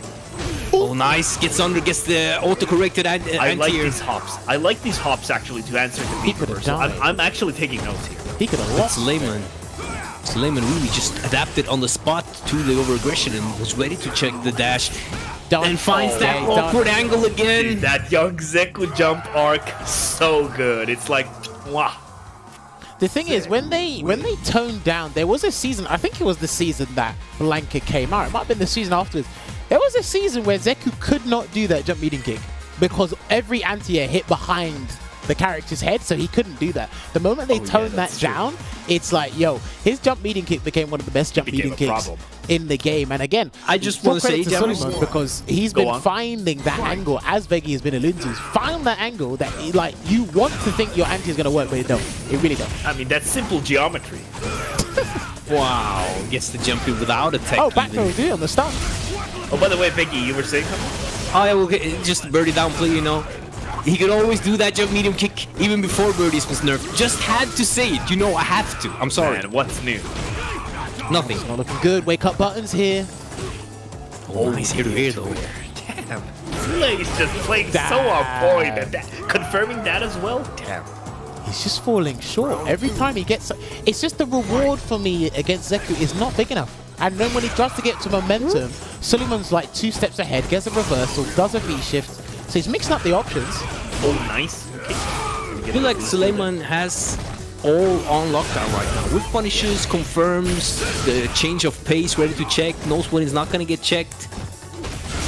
Nice. And he's going to get the corner as well. Well, he's in trigger, so... And he works up with the button, yeah. And the young Zeku wake up, yeah, it's so hard to deal with. This is huge. Good damage coming through. He's going to lose the V trigger as well. That's so demoralizing. Man, this is not good. Still has super though. This is not good. Nice block. Okay. He needs something going, and he's trying to snuff it out with a neutral jump heavy kick. I think he worked earlier. Not needs that hit. He went here. Nice back throw. Got him again. Another one. Another one. And Suleymon repeats the behavior with a jump instead.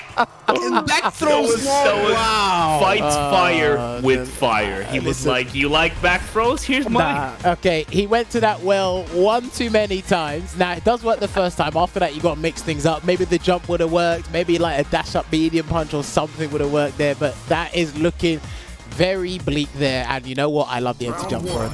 And it looks like he's going right back into the fray. This could potentially be our last game. It's been a little while since this I happened. gotta say, I mean, there has to be some kind of a reward for being stubborn. I gotta say, Naught, like not taking a break in between. I gotta hand it to you, like respect. Oh, push there. Oh, and he gets hit by the buffer or confirm. I'm not really sure anymore because I haven't seen that on block once. Nice. Okay, nice answer on the electricity. That roundhouse, I feel like it's really hard for Blanka to deal with because he doesn't have a 3-framer, so, you know. There we go. Oh, yeah, that is legit. He tried to go through and do a gimmick there, but you can press, if you wake up with crouch jab, it doesn't have a hitbox or hurtbox behind him. So let's see what happens really here. Smart. He knows what he's doing. Well, like, you could lose to a meaty heavy. After this, if he guesses wrong, I think that's a wrap. Yeah, if he does the whole thing, so unfortunate. if he guesses wrong, I think that's the round. Oh, there it is. Damn, just like clockwork, baby. Oh no, match point here, ladies and gentlemen. Are we seeing a 10-0? I don't think. Let me check the records. I think we had one. It's been quite some time. No, hold on. I'm not sure if we've had one this year. I don't think we've had one this year. Oh. This the season. Well, but we might have the greatest comeback of all time. Yeah, I mean, nice. When you yell, the jungle answers back. I think they've taken a day because it was Easter. So backs away. It's so dangerous, and he gets this Starts racking up. A comeback of Starts racking up. Oh boy. Oh no. Oh, that could have been it. Oh, he gets the hit. If he does DP, it's done. Okay. Oh, that's that frame kill you spoke of, Jammerz. He was away. That's fine. That's fine. He's out of there. He is out of there. Yes, super. Tries to backdash. Gets the hit. He confirmation. Strike. Oh, anything. Any hit. Please. Oh, he could have done. This is so dangerous. No, I think he can't breathe. Oh, there it is. There it is. Bird with punish went to the super. This is the beginning of the greatest comeback of all time. When you shout to the jungle answers back. Well, I mean, listen. Let's see if we can finish this one because that means disadvantage at the moment, and he had enough active frames to blank for the hit. Universal. Oh, he's using it while he was in old mode, just abusing it, right? And then now the Blanca balls are here. I like it. Just keep doing that. That was such a great adaptation. Hold on a minute. He was saving all the Blanca balls this round. The reversal for the knockdown there. That's going to be a punish. That should have been a full punish from the target combo, but I think he was messed up by the airborne state that Blanca was in there, Suleymon. Here comes the buffer. What a buffer. What a beautiful buffer. And he's going to get Oki here. Nice V-shift. But there's not really much from it. Yeah, he offered a hand. He's got a block. I want to shake your hand. He's just got a block. This is really kind of a dangerous place to be in, but Naught will have the activation. Ice Hunter here. But he didn't get it. Oh, he definitely wanted it. No. Please stop whiffing, my friend. Oh, you also was afraid of the DP? No. Oh, no. This is it. This is it. That's it. That's the game. Oh, that could have been the game. Wow, how did you block that? That was like awesome. Oh, my he's done. That's it. Game over. He's chipped him. He can chip him. No, that's it. Unless he does a... That's it. That's done. Big brain action. He built the meter. Oh, no, that was that's so it. close. Death by chip. I'm not sure how he could have mixed out on that last one to take the game, but it was again the classic example. No close, dip. no cigar. But ladies and gentlemen, the man with two forms. He showed you so many combos. He showed you the V trigger too, but he done it in a dominating fashion. Yes, that's it. Suleymon takes this a clean 10-0. This might be, I might have to check the records. This might be our first 10-0 of the year and one of our last sets for Street Fighter 5. Dominate performance. Let me see the GGs in the chat. We show that sportsmanship here. Suleymon just reminded us how great he is as a player and how great Zeku is as a character. He is the that unofficial combination mascot. is unmatched. Yeah, he is the official mascot. He's not on. Yeah, he's the official now. He's the official mascot of Footsies. Footsies. Well, while you two decide whether he's unofficial or official, what we are going to do is we are going to go to a quick break. And when we come back, we're going to have our gentlemen in the chat so we can talk to them about this matchup and what went right and what went wrong. We'll see you in a couple of minutes. You can connect with a net battler on the other side of the planet whenever you want. Cyber Society sure is something.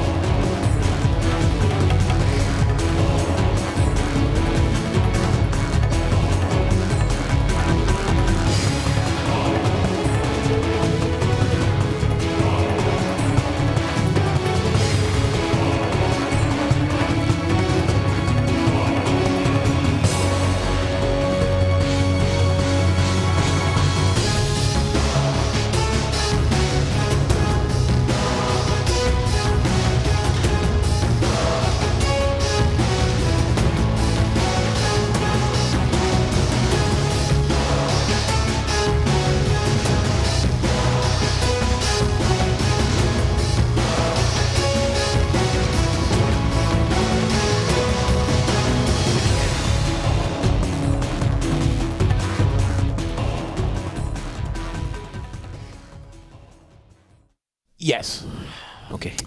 All right, everyone, and welcome back to tonight's episode of Sets featuring Suleymon and Naught. It was an all-Scottish affair, but as you can see to the scoreline here, well, one reigns supreme over the other. I don't think, need to check the records back. I've got some notes in front of me, but I haven't updated them. I believe that might have been our first 10-0 of the year 2023, calendar year, of course. But yes, let me find out. Suleymon, Naught, can you both hear me loud and clear once again?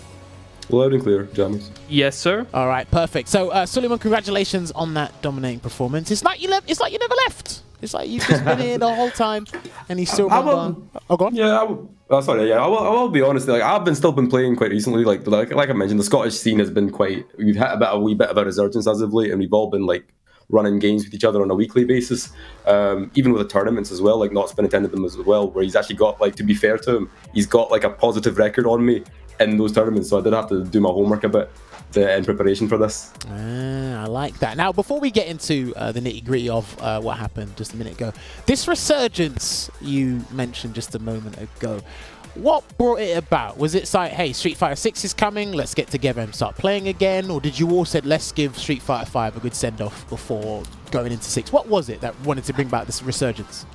I think it's both, really. I think primarily, it's Street Fighter 6 coming back, and I think back to the times of where, like, our local sessions when Street Fighter 5 came and how the locals were, like, very, like, there was a lot of people attending them, and it was really vibrant, and it was really fun to attend, but there was a bit of a drop-off afterwards once the SF4 guys realized they didn't really like SF5, and some had, like, other commitments. So the resurgence was mainly brought about is that we finally managed to get a venue where we could host our weekly sessions, and I wanted to make our weekly sessions fun. So I got the idea of making like two weekly round robins, one online, one offline. Okay. And we all accumulate points, and it contributes to a league table. And I just said to everyone, look, guys, this is what we're going to use for seeding for Street Fighter 6. Okay. And so this is what we're working for. So we're going to have like a post SF5 season, and we're gonna have like a little league, and we're gonna end it at the end of the game. And my whole point was just like make it as fun as possible. And as a result, it was received quite well. Like, a lot of old faces I knew were coming in, and we've been like it's reignited my love for the game as well. So I've been able to enjoy Street Fighter 5 again, knowing that 2 times a week I've got all these guys who want to play as well. That's not bad. I like that. Actually, I like that. yeah. I wanted to actually ask about that, Sule. Do you feel like recently, now that you've started doing that twice a week kind of a round robin thing, do you feel like people have got better in a short amount of time, or do you think that it was already kind of established for a lot of people beforehand? I think for a lot of us were already good. However, it has really contributed a lot to like the strength of some of our players up in like the upper diamond level. Like shout outs to Hydro, is one of our Ed players. You might have ran into one ranked every now and then. He's someone that has improved quite significantly as we've managed to get our locals a bit more consistent.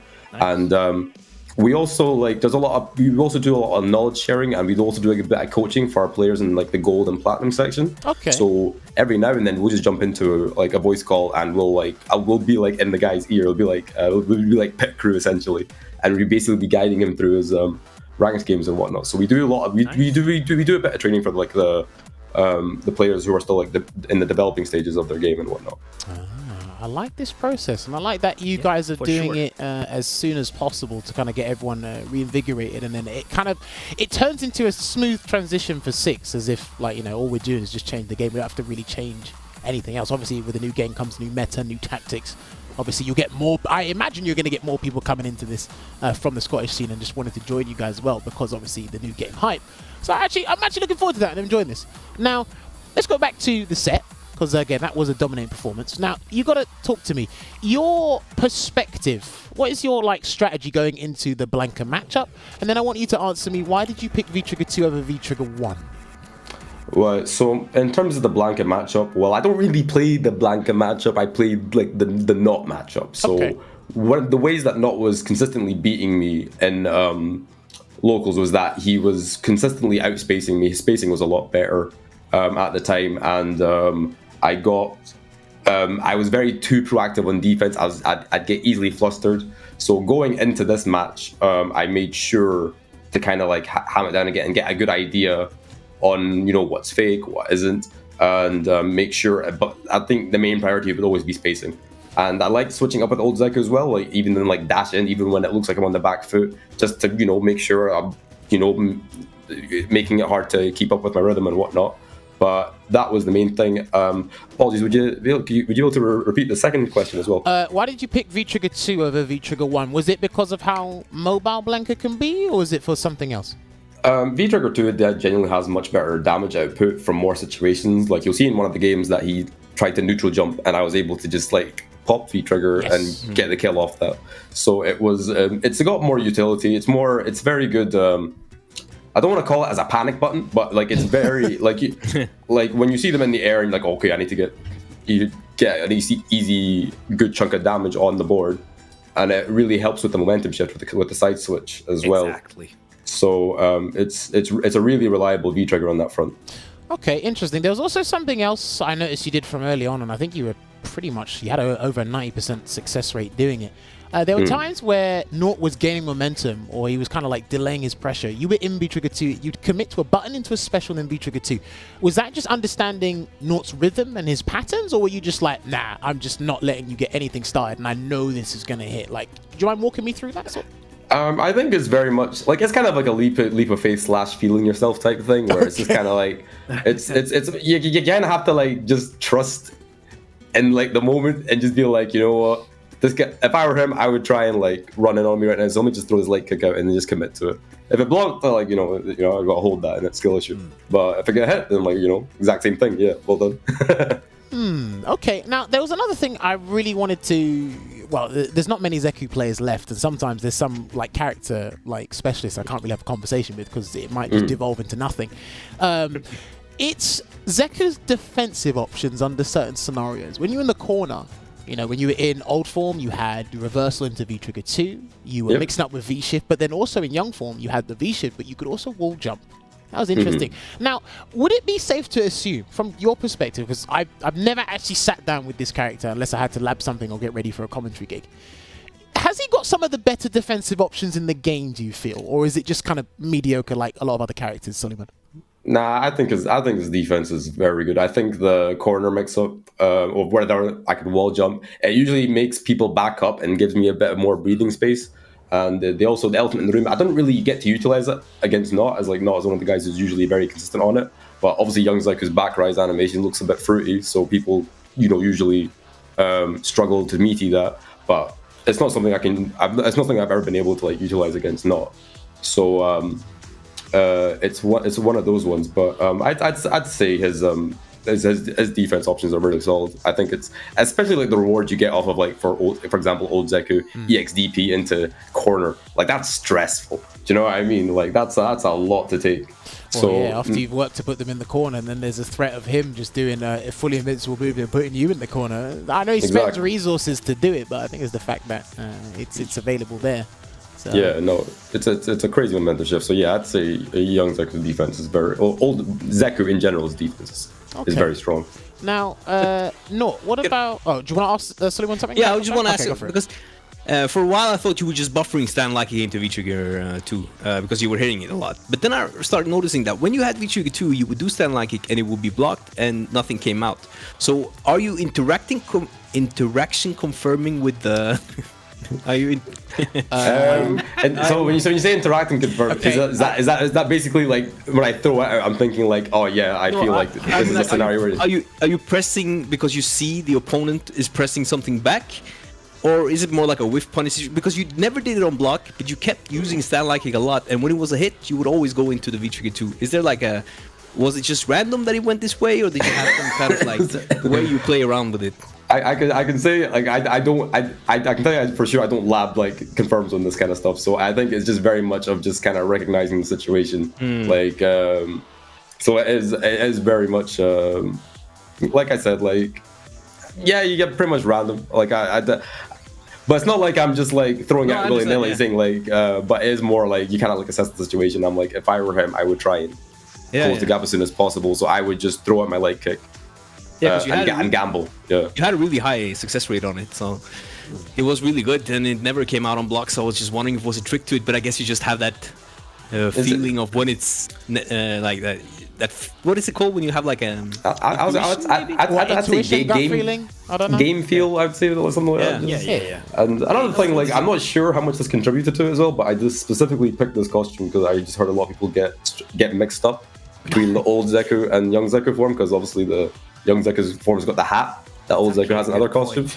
Yeah, so I was just like, I mean, not many people pay attention to the top of his head. They're worried about how he's gonna get up, and what angle he's gonna jump at. You know, this could be very difficult. But Naught, let's talk to you for a bit. You did say this matchup was even, but for me watching this, it looked like you weren't getting the reward you should have been getting, because it looked difficult to whiff punish at times. But I don't think Blanka's necessarily the whiff punishing character. And it was a case of, when you did have good anti-air scenarios, I think you weren't. Again, I just think I think Zeku was just getting more damage than you in a lot of aspects. So is that safe to say that, or was I wrong in that? Yeah. So going with the anti-air point of view, I was getting some anti-airs with crouching medium, and with the anti-air, depending on when it hits, you can't cancel it. So the cancel window is actually quite strict with that move, because normally you would see crouching medium into the hop, and you would get slightly better position. But for whatever reason, when I was doing the anti-air, it would just be at that inopportune time. So that was my bad. And I think Sully just played really solid, man. He done his homework, man. And you have to give him credit. 10-0, convincing, man. 100%. Now there was another thing as well. We were curious about. So you picked V-Trigger 1, and obviously we've been eulogizing it before the matchup started, because it actually is pretty damn good. I felt at times you might have exhausted it a little too hard, because you were getting screen carry. You got obviously a lot of decent pressure scenarios, but nothing was coming from it. Do you think that were you trying to use it quickly so you could get another one in the same round, or was it just put him in the corner and then we'll a second mix instance? Him up from there? So that was basically my game plan going in. Right. Try and build as much fee gauge as possible with fee skill, and when I'm able to get my fee trigger, I just pop it and get that guaranteed chip, and then turtle it out again. But again, I think that kind of backfired on me doing that. So yeah, that was unfortunate. Yeah, actually wanted to ask about the V skill and V trigger loadout. How much have you played this matchup, in the sense that have you ever experimented with V skill 1 and V trigger 2, and do you just feel like you're more comfortable in general with the loadout you played, or is it like you figured out that you like this setup more in the matchup specifically?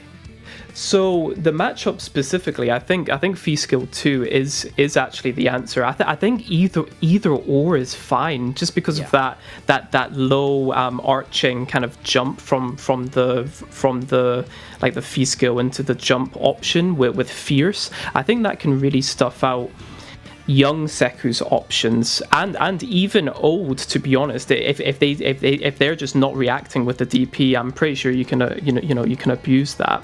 But overall, the loadout that I picked for fee trigger and fee skill is just because I find them to be really fun. This like at this period of the game, I'm just trying to find my footing with Blanka and getting bodied in the process.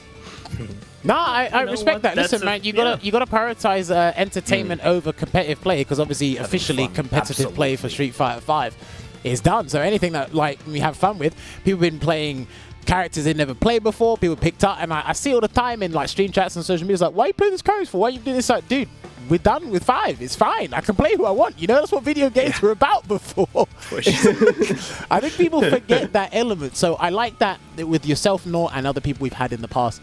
I like that they're answering. It's like, you know what? I'm having fun now for the remaining time of SF5's lifespan. I'm having that fun I didn't quite have before, because obviously when you're in the competitive season, like the moment you slip up, you like, try hard, man. Yeah, like you're sweating, left pit, right pit, everything. Like you got to get it right and get it down. But no, that was interesting. Veggey, have you got any questions you want to ask Naught? Or? Yes, I was wondering if when it comes to the V skills, if you run V skill 1, would you get like easier access to big whiff punishes, or is it still hard to get anything like that going? Yeah, in this matchup? with punish fee skill 1, it would help in a sense, but again, you're trying to whiff punish, from fierce into fee skill into the follow up, and for me, I think that's pretty advanced. Like when you're at that level, like you definitely have mastery with Blanca. With I think with fee skill 1, you have a lot more options for shimmy. Because you can shimmy in that range, and you can just react with the fierce into the fee skill 1. You can cancel that into Blanca Ball and then hit crouch medium, especially if they're in the corner, and you can get a cheeky like side switch kind of which way are you gonna block scenario. And on top of that, let's say you thought that I was gonna throw you back into the corner, neutral jump, so like the layers are there. So when you pick fee skill 2, you're depriving yourself of that option, but in a way, I think what his base kit, like he does have it. He does have the options. It's just a little bit tricky. It is. If you ran V skill 2 and you powered it up and just kept it, do you get like with punish access from mediums as well, or is it definitely still? Stanfierce, or is it, so from crouching medium, you get that. I'm pretty sure it's counter hit only. So from crouching medium kick, you can't get much only with like the normal hit, but you can withstand fierce. Stand fierce is it's such a weird normal to use just in those scenarios, because like it just depends on how telegraphed the opponent was in that little moment, and if you were just aware of that scenario, let's say you back hop in like anticipation for it, create that space, they whiff it, stand fierce. I do that against Mika's drop kick. That's like a consistent one. But again, with Seku, you can't really be doing that with his roundhouse, man. Like if he's just running at you, he can close down that space really quickly. So it's a strange one. It's a strange one. I still think this matchup is 5-5. I still think it is like a decent matchup. The scorecard won't help me in my argument, but I enjoy it. No, listen, you mentioned Zeku's roundhouse. I'm pretty sure Suleymon knows, and he'll tell you time and time again, the moment you get hit by that on counter hit, you probably lost the round. So that's just... It's such a bad feeling. That's just how it goes. Now, obviously moving on from this set here, there's something I always like asking people. It's a bit of a vague question, but I want to get Suleiman's opinion on this first, then we'll get it from Naught. So, Suleymon, in the time Street Fighter 5 has been around, who have been... if you can think of them, who have been your favorite 3 players to watch in CPT? So in CPT in general, I always liked watching Infectious play, because I feel like he's one of them. So just the way he plays is like very like systematic, and he just does stuff that like shouldn't really work on paper. Like I'll be watching a matchup and he'll just like walk full screen and just start throwing the guy 10 times. I'm like, why is this working? Why is this, you know what I mean? Why is everyone like so scared all of a sudden? He's definitely one that I really enjoyed watching. I'm trying to think who else. I like watching Nemo. Nemo's a very fun guy to watch. I think you see like a new combo every time that guy does stream. And in terms of, I think it'll have to be Problem as well. I still think like watching Problem's Evo run in 2018 was still one of my favorite times watching Street Fighter 5 tournaments. Like that was just watching him play like that dry, and he's just not moving. and he's looking like a final boss, like that stuff. I think those are my three: Infectious, Problem, and Nemo. Okay, I like that. It's interesting you mentioned Problem X's run. So that year, like general history was about to be made, right? So obviously Problem X won, so he was the first UK player to win an Evolution Championship. Now, if Tokido did win that, he would have been the first player since Daigo in 2010 and 2011 to win Street Fighter titles back to back. Because not everyone can do that or has been able to do that or put themselves in the position to do that. So I really liked that final, only because whoever wins, there is going to be history made here, but it favoured the UK guys, so I'm all over that. Yes! Shouts to Promex once again. Naught, what about you? Your favourite 3 players to watch over the lifespan of Street Fighter 5, if you got them. Yep, so... No. So my 3... absolute no contest whatsoever. So the third one would be Mena RD. Okay. Second, Problem X. Okay. And last but not least, Veggey. Wow. What? Veggey, I actually love watching Veggey, man. Okay. You got about a minute and 30 seconds to inflate his Not ego. even trolling as well. No, I actually love how Veggey plays, man. You got about a minute 30 to inflate his ego. Go. What's so amazing about it? Very thankful. Very happy. I think he already knows, man. No, like he's sick, man. Wow. This isn't a bit. This isn't a bit. Like I really like how Veggey plays. Okay. I'm actually trying to get invited back on the show. For the run back, man. You just made my day. No, do you know what? No, I like asking that because obviously we are in the closing stage of Street Fighter 5, and there'll be some questions that we like to ask. I guess is like, looking back on it, who did you enjoy watching? What character do you think was the strongest? Stuff like that. So good 3 characters, or sorry, 3 players that you both mentioned. I like that. What do you want to mention, Olvaha? Yeah, actually, I wanted to kind of extend that question in the sense that I was gonna ask both of them: do they have a role model, like a player as a role model, and is there a reason for it? So I wanted to kind of extend the question there. Like, you obviously say you like watching these players, but do they kind of work as role models as well, or do you have someone else that you kind of maybe took inspiration on your own gameplay, stuff like that? Suleymon, you first. With Sule. Yeah. I feel like my pride is too big to admit that I've got a role model. There's definitely a lot of players I like to steal from. One player in particular, oh no, for real. I'll just watch that and I'll be like, I'll take that. One of the guys I took most of my shenanigans from, as I'll call them, is probably Gunslinger. Like everyone says he's nuts, but I'm like, that's the good nuts. You don't get it. Like this is there's levels to this. There's random, and then there's there's just stuff that just stresses folk out, that just attacks the mental. So that's I wouldn't say he's a place that I try to emulate, but I definitely steal a lot of stuff from watching him play. Okay, fair. No, listen, Gunslinger's been creative ever since Guy with Street Fighter 4. I'm pretty sure anyone who used to watch his Guy in Street Fighter 4, they'll tell you the exact same thing. Naught, what about you? Did you have a role model? Did you have someone you looked up to when you were playing Urien or even Blanka at all? I can't really narrow it down just to one person. The only people that I can really think about are the guys up in the north. Shouts to Reset Aberdeen. They facilitated a lot of my growth and just maintained a massive amount of community spirit, and they were one of the most consistent scenes throughout the entire lifespan of Street Fighter 5.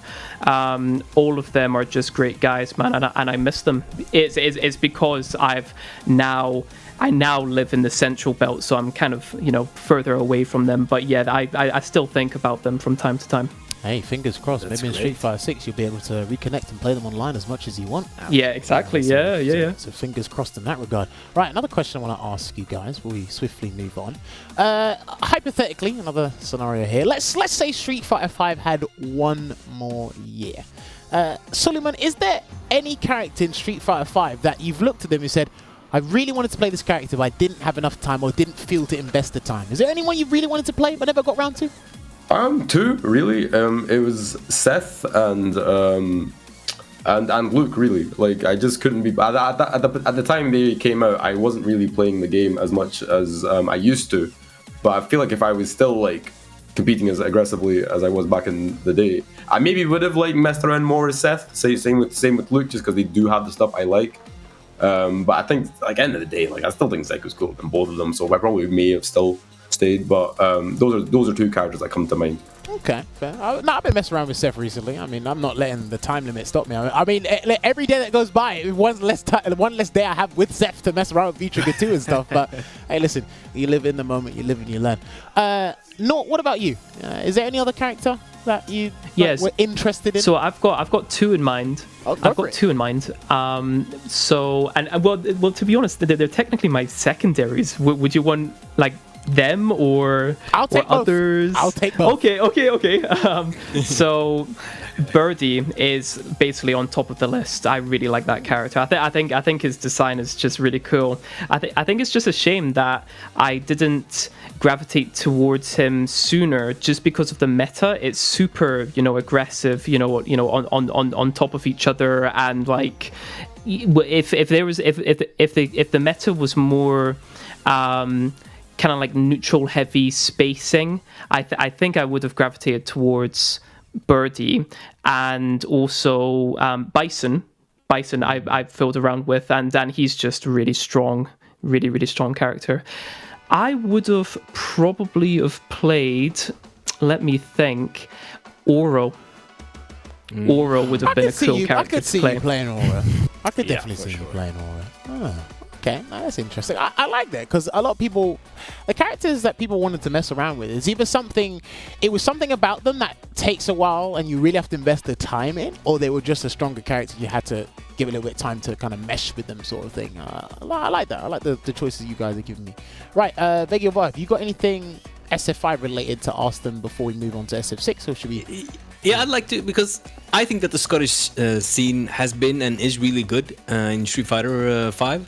And I was wondering if there was a 5-on-5 country tournament in Europe, how do you guys think the Scottish team would do? I can start with Suleymon. I think we would, like, personally, like, in my head, I was imagining like a 10v10 tournament, because I think we could easily, like, we could put together a 10-man team in Scotland. But I think Scotland would do well. I think we'd probably be one. I think obviously London would be a problem. France and Lyon would be a problem, but I think everyone else would probably get smoked, in my opinion. Wow. So Nice. okay, so I'm gonna list some countries. You'd think you'd beat 5 of Italy's best players? 100%. You think you'd beat 5 of Germany's best players? Definitely, yeah. Wow, he said that would. Okay. I'm trying to think. Who else is there? Scandinavia might be a problem. Scandinavia might be a bit more difficult. No, but, hang on. Right, with the Scandinavians, would you mix them together like they did with 00 Nation in SFL, or would you go 5 Norwegian players, 5 Swedish players, 5 Finnish players? I think the Finnish guys might get you lot. Nah, you reckon? Let's go. I think we could take it. I would. Do you know what? Damn, it's not enough time. I really put money on the Finnish players getting you lot. That's me though. No, we do. What was it like? Hopefully, there's more regional rivalry when it comes to Street Fighter 6. Okay. I'm eager. I'm trying to rally the Scottish scene into like having some kind of pride in that identity. So I think we could put together a really strong team. Okay. Interesting. No, do you share the same sentiment, or do you think that maybe you might not be as yes, up to par with another country? Or yes, something? Absolutely. Okay. Interesting. No, I think on paper, I think we're really strong. Nice. I like. I think so too. So I like these answers. I like that you guys are not afraid to like say what. I don't need to explain myself. I think with the players that we've got, I think there's absolutely no question. I wish we could do, Jammerz, a special episode: Finland versus Scotland, 5 versus 5. It's so sick right now. Oh my days! I would like to see that. We might note it down on paper for something in the future. Street We Fighter. should. Who knows? We definitely should. That would be so cool. Speaking of teams, indulge me for a minute. So. Soundboy was the only Scottish player to represent you guys in SFL. Is that correct? I think that's correct. That's correct, yeah. Right. If you were to make a team for a Street Fighter League, 4 players, Suleymon, who would be your 4? Let me hear So some of these my SFL Chicago Bulls it'd be Soundboy, obviously. Okay. I'd have Citizen in there as well. Okay. If he comes out of retirement, I'd get Brian in there as well. And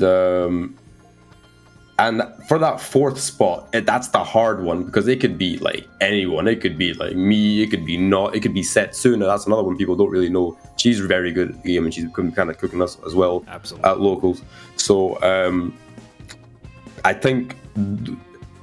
I think it needs to be Gibbo. Absolutely, I love Gibbo, but absolutely not. I think Gibbo. Shin Gibbo. You're not touching him, man. Just because Gibbo caught you slipping one time doesn't mean he gets on the team. You know what I mean? Here's the thing, right? Because listen, I know some football players in the Premier League. They have their moments, but listen, they're not consistent. There is a difference, and I'm not saying that Gibbo isn't consistent. It's like, remember, Street Fighter League goes on for like 14 to 16 weeks. Like if he has one good day, that could be it. There's your 10 points. Do not pass glow. Do not collect your $200, like stuff like that. So no, I believe. Well, okay, that's all I need from Gibble's you. insane, man. I don't know what you're talking about. That's all I need to hear. You know, that is very, very interesting there. So let us Olvaha, you got anything else you wanna add to that? Or No, I'm ready to move on. all right, so gentlemen, let me ask you both. The 2 betas that came out last year for Street Fighter 6, were you able to get your hands on them, or have you only been watching footage? I've been able to play both of them, so I was one of the lucky few that was got to play both betas. Okay, perfect. I've been mainly watching. Okay, yeah. I've been mainly watching. So Yeah. we'll get perspectives from different ends. Okay, Suleymon, who did you play in the beta, and your overall thoughts on the games? Have you got any hopes for the games? Have you got any concerns? Talk to me. So, might come to no surprise. I was playing Kimberly for the most part. I was playing Jamie, but I like the familiarity that Kimberly came. The game I thought was really fun. I really enjoyed it. I really liked how the drive system worked. I didn't really have it definitely beat my expectations because I was thinking jumping into it, thinking oh well, I enjoy Street Fighter 5 so much because I had the time to get it, but now I've got a day job. But once I started playing it, I was hooked immediately. And just the way matches play, just having everything available from the start, rather than it being an annoying comeback mechanic, it's now part of the neutral. So you have to just keep an eye out for it. And when both players are keeping an eye on everyone's resources, the game just becomes very it goes all the way, it goes full circle. It goes back to being a very contained. Dry game because it's almost like a Mexican stand-up all the time, and I really like that. It's all about overloading mental stacks, which is very what I find fun when I'm playing people. So I'm really looking forward to Street Fighter 6. Okay, I like that. Naught, from what you've witnessed or what you've watched of the game, what do you think about it when you watch it? Because watching is completely different to playing it. So I don't know what you feel when you watch it. Does everything look the same? Is it different? Is it exciting to watch? Is it not quite there because the game's not with us properly? Talk to me. Yeah, so I've been keeping up with the debates on Twitter, and I feel like the buzzword right now is Drive Impact. Again, I don't have the experience to kind of back it up, but I actually don't think it's going to be a problem. Later on down the line, I don't think it's going to be a problem. I think people will suss out the drive gauge mechanic. Similar to what happened in the beginning of Street Fighter 5, people didn't really know the meta yet and how to utilize their V meter correctly. And I think we're going to see a similar thing with Street Fighter 6. It's just a matter of putting your hands on the controller and just feeling it out and milling it over in your head to see what is the best options. So yeah, I think but overall, it's really exciting. It's a really exciting game. I think the aesthetic is amazing. I think the music is hype. That's kind of like a contentious thing, in the Twitterscape. But no, I think it is a really solid package that we're getting, and I'm really looking forward to it, man. In June, that is, it's not far away, man. Now, dare I ask, what character 6? Blanca. Well, Blanca, Dhalsim. Dhalsim? Oh yeah, Dhalsim. Blanca, cool. Dhalsim, and Jamie. Those are the main 3 right now. Yeah, you've definitely got an agenda. You have definitely, you have definitely got an agenda. Well, I can't wait to see what damage you do once this game comes out on launch. Now, another question I got to ask is obviously we did talk about it before, and it got announced at the end of the CPT finals last year. There's a CPT coming back, and there is a prize pool for the cup of over $2 million. Suleymon, when you first saw that, do you remember what came to mind when you first saw $2 million as a prize pool? Do you think you really want to get back to the competitive fray, or you're like, I wonder who's going to win that? What came to mind? You still have? Where has he gone? We did have Suleymon, and then he wasn't there. Okay. I like that silence. Anyway. Sorry. My mic was muted. I didn't realize. No, so yeah, I was already extremely excited. I was to get into the competitive play once I knew that I liked Street Fighter 6.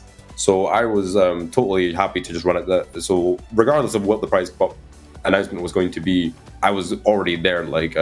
But when they announced it, what more excited me is that the fact that that prize pot is going to attract so many other people. So now every tournament is going to be popping. It's going to be nuts. I've got a bunch booked already. I'll be going to Head Stomper. Okay. So I might be seeing you guys there. Planning on Evo this year as well. I'm just really looking forward to this first year of Street Fighter 6 because that prize pool is going to have everyone acting a fool. So I'm ready for it. I'm here for it. All right, indulge me. If you did win first place, $1 million, would you buy a house? Would you pay to get your favorite character to be put in Street Fighter 6? What would you do with that money? Oh, that'd be a poor investment, just paying for a character. I've seen worse business ventures, but here we are. It'd be house, car. I don't know what the rest of it is. I'm an accountant by trade, so my answer is going to be boring regardless. You know what I mean? So it's just house and car is the simple ones. I don't know what I would do with the rest. Okay. Probably put it back into the local scene. I would probably want to I would probably want to invest that back into the local scene, get some more equipment, just book out better venues, stuff like that, really. Okay, interesting. I like those earnest goals there. I wanted to support the scene and give back. Naught, what about you? When you saw that $2 million prize pool, what came to mind when you saw it? You said, yeah, Blanca's definitely going to do the trick here, or did something else come to mind?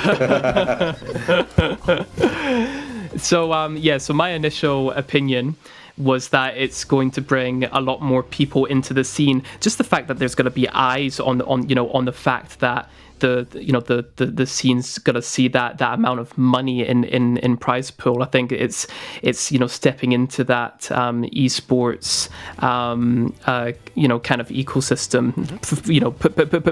Putting the Capcom's foot into the arena. Yes, we've got those digits to back us up, but overall, I think it's a positive thing. It's a positive thing for the scene, especially for the people who've stuck it out and who have been here for a long time.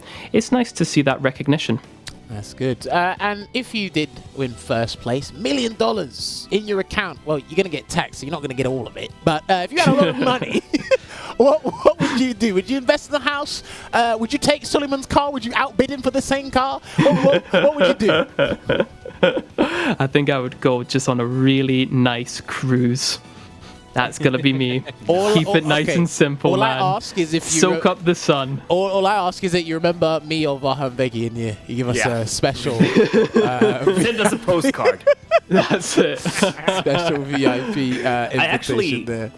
Yeah, I kind of wanted to return to the characters of Street Fighter V for a moment, because I wanted to ask you both, while we're waiting for the game, is there a character that you're anticipating or excited to try, and that did it surprise you? Because there's a lot of people who want to dabble into different archetypes of characters, and they might surprise themselves sometimes with the character picks. So I kind of wanted to ask an in-depth question regarding that. Are you excited, and are you at the same time surprised about a character that you're excited for?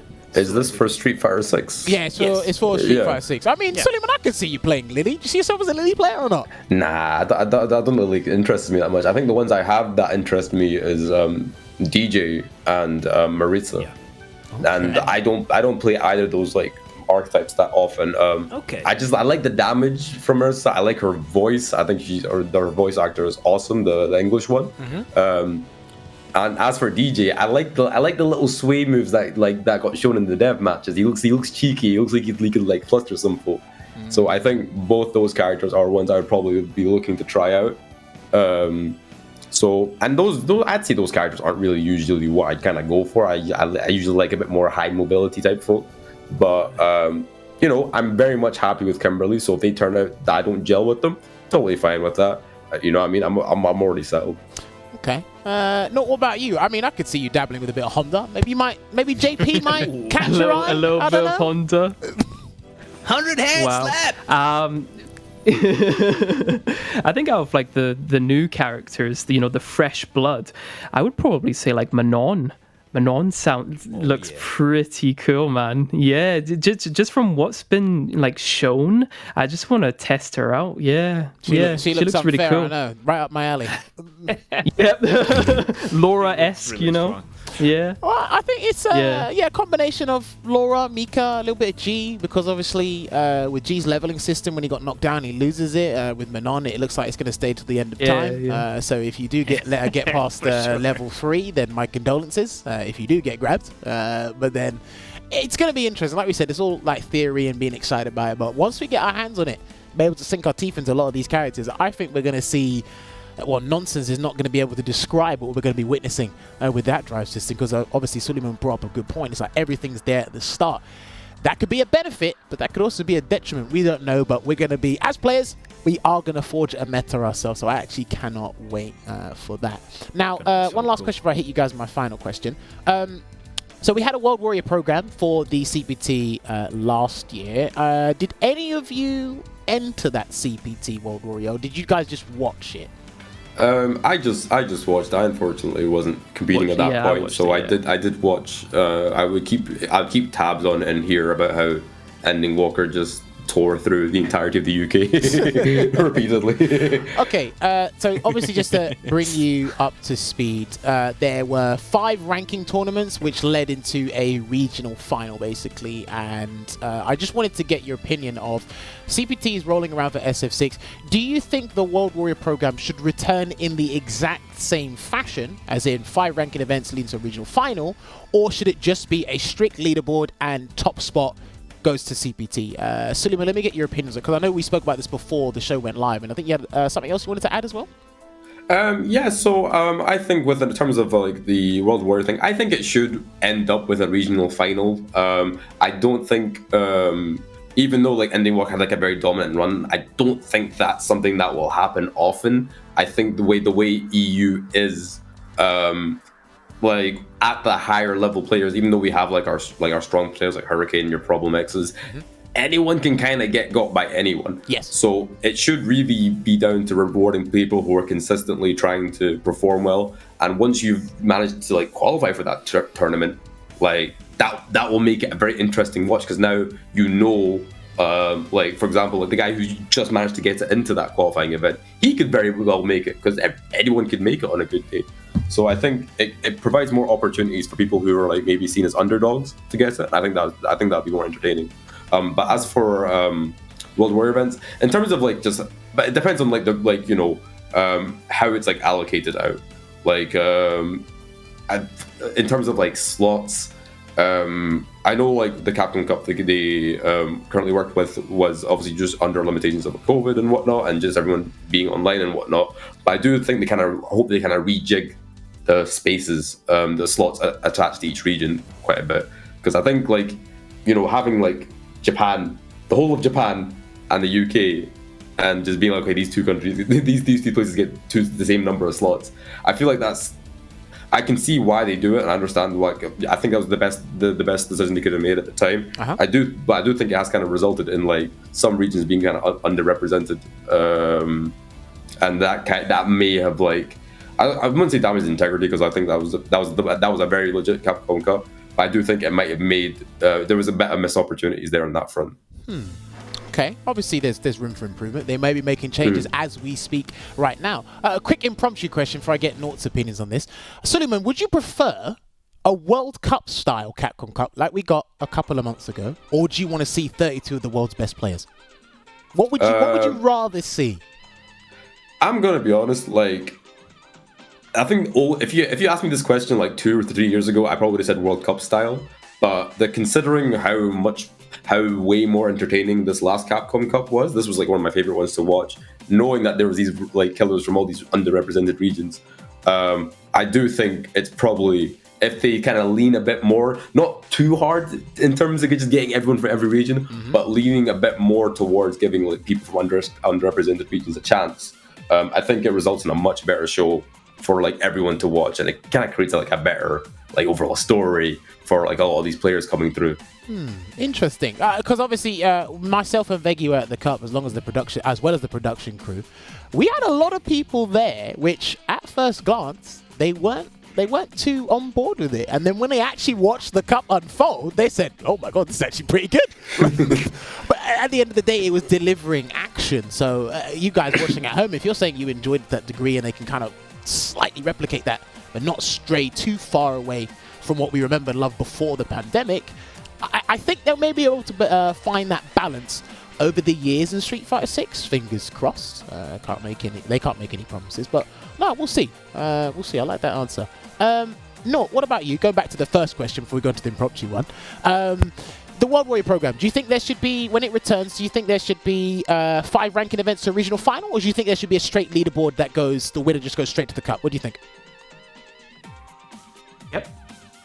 So I would prefer having as much representation in the world in these tournaments, man. I think having kind of like that World Cup format would be actually really cool, just for the fact that all of these different countries have that kind of moment to showcase to the world what they can do.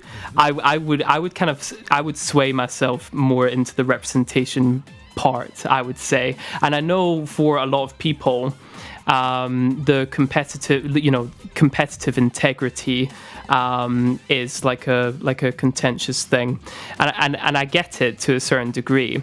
But I think for us to move forward with productions, and especially calling it like the World Warrior, I think it would be a missed opportunity if we didn't incorporate a big amount of representation globally. So that again, that's just my opinion, but yeah, I think it's really cool, man. Okay, I like that. I need to start asking more people on the show regarding what would they prefer, World Warrior or 32 the world's best players. We'll get to see that, interestingly enough. Right, I do have one more question before we let you gents go. But before that, Veggey, have you got anything you want to add, or has anyone got anything they want to?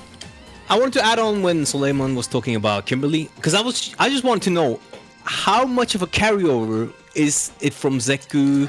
I don't know if you played Guy in Street Fighter 4, but at least from Zeku to Kimberly. Do you feel like how quickly do you feel like you could learn Kimberly from being a Zeku main?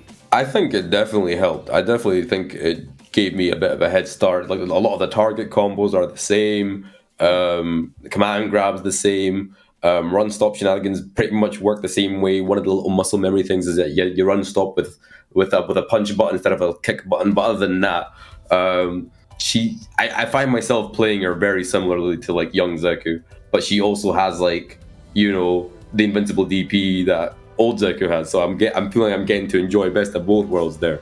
But no, I definitely think she's close enough and familiar enough. I think the familiarity is probably why I probably took to her like quite quickly, because she was a really fun character to play. Interesting. You like that you're now back to having just one form with this archetype? Or would you like her to be able to switch to like a different form, like a zoning form or whatever? I'm happy that's one form, purely because like when I used to play Zeku back in like the day, people used to always get smart with me saying, "Oh, look, he's gonna backdash and transform because he can't play old." I'm just glad I don't have to hear that anymore. But they'll get something else. They'll catch it. Oh look, he's gonna reload the graffiti cans and do vandalism again. Oh, here we go. Something like that. As if you saw it coming, why did you get hit by it? But yeah, it's one of those ones, isn't it? So like, there you go.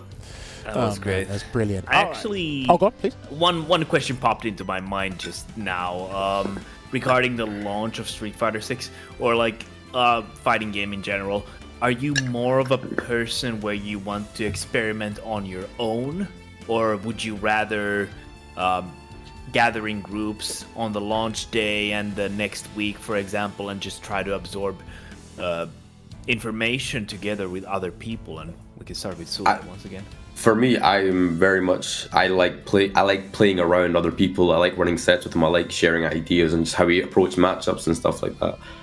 So I'm not really big on like just labbing by myself and just trying to figure out matchups that way. Back in the day when it was like locals, it was just me, Naught, and the camera player, you might remember him, called Darkmoon Hado. It would just be us three just coming in offline. That's cool. Coming to offline sessions and just us playing like on our own, and that's what I credited most of my leveling up to, rather than labbing or so. So for Street Fighter 6 launch, like we've actually got like a bracket, like the day after the game comes out, like what I think comes on the Friday, we've got a tournament bracket on the Friday for our tournament for Street Fighter 6. Nice. And obviously next week after that is Head Stomper.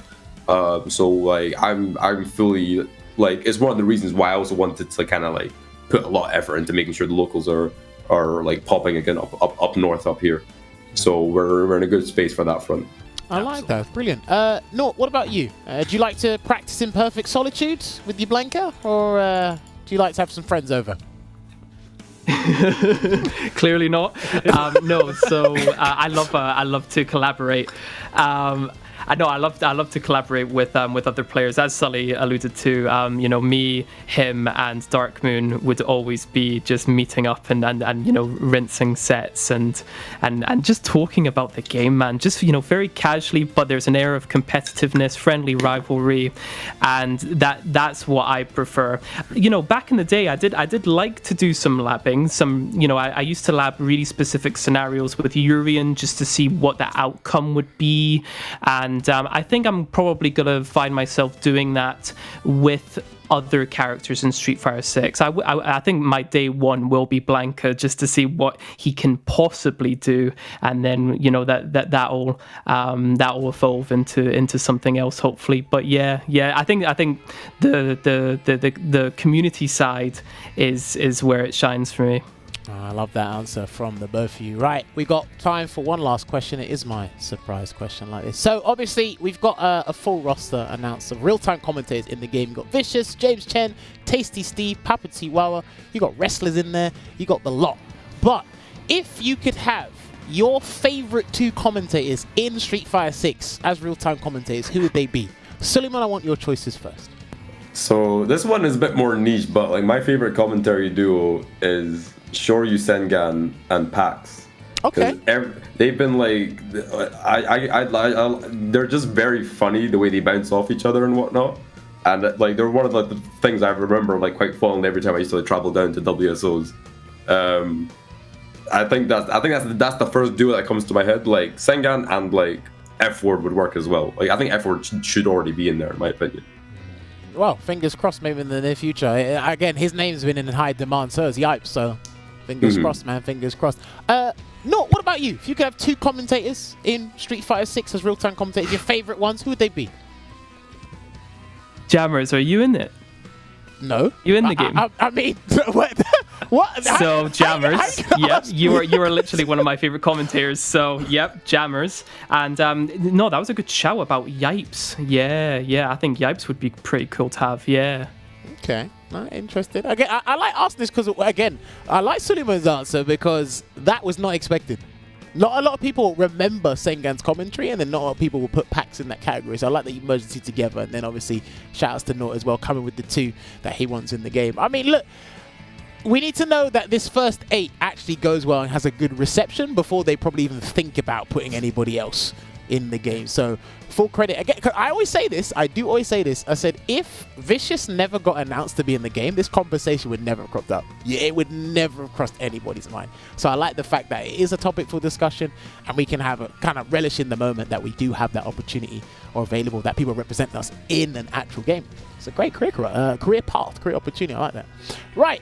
Gentlemen, I believe we are just about out of time with you guys. So, Richard, if you put the fight card on the screen right now so everybody knows where to follow these guys. They've got social medias. Follow their Twitter account. Suleymon does some funny tweets. So does Naught. not put flipping Skullomania as his picture.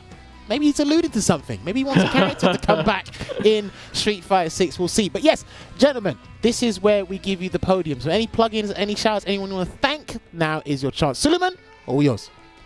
So, shout outs to Burn to Fight Glasgow for running the fighting game scene up in Glasgow. Shout out to Launch, he's one of the main guys that has been able to kind of keep everything going for us. Also, shout out to Rushdown Edinburgh. That's our sister scene over there, and Giant Attack Dundee. So mainly shout outs to those guys.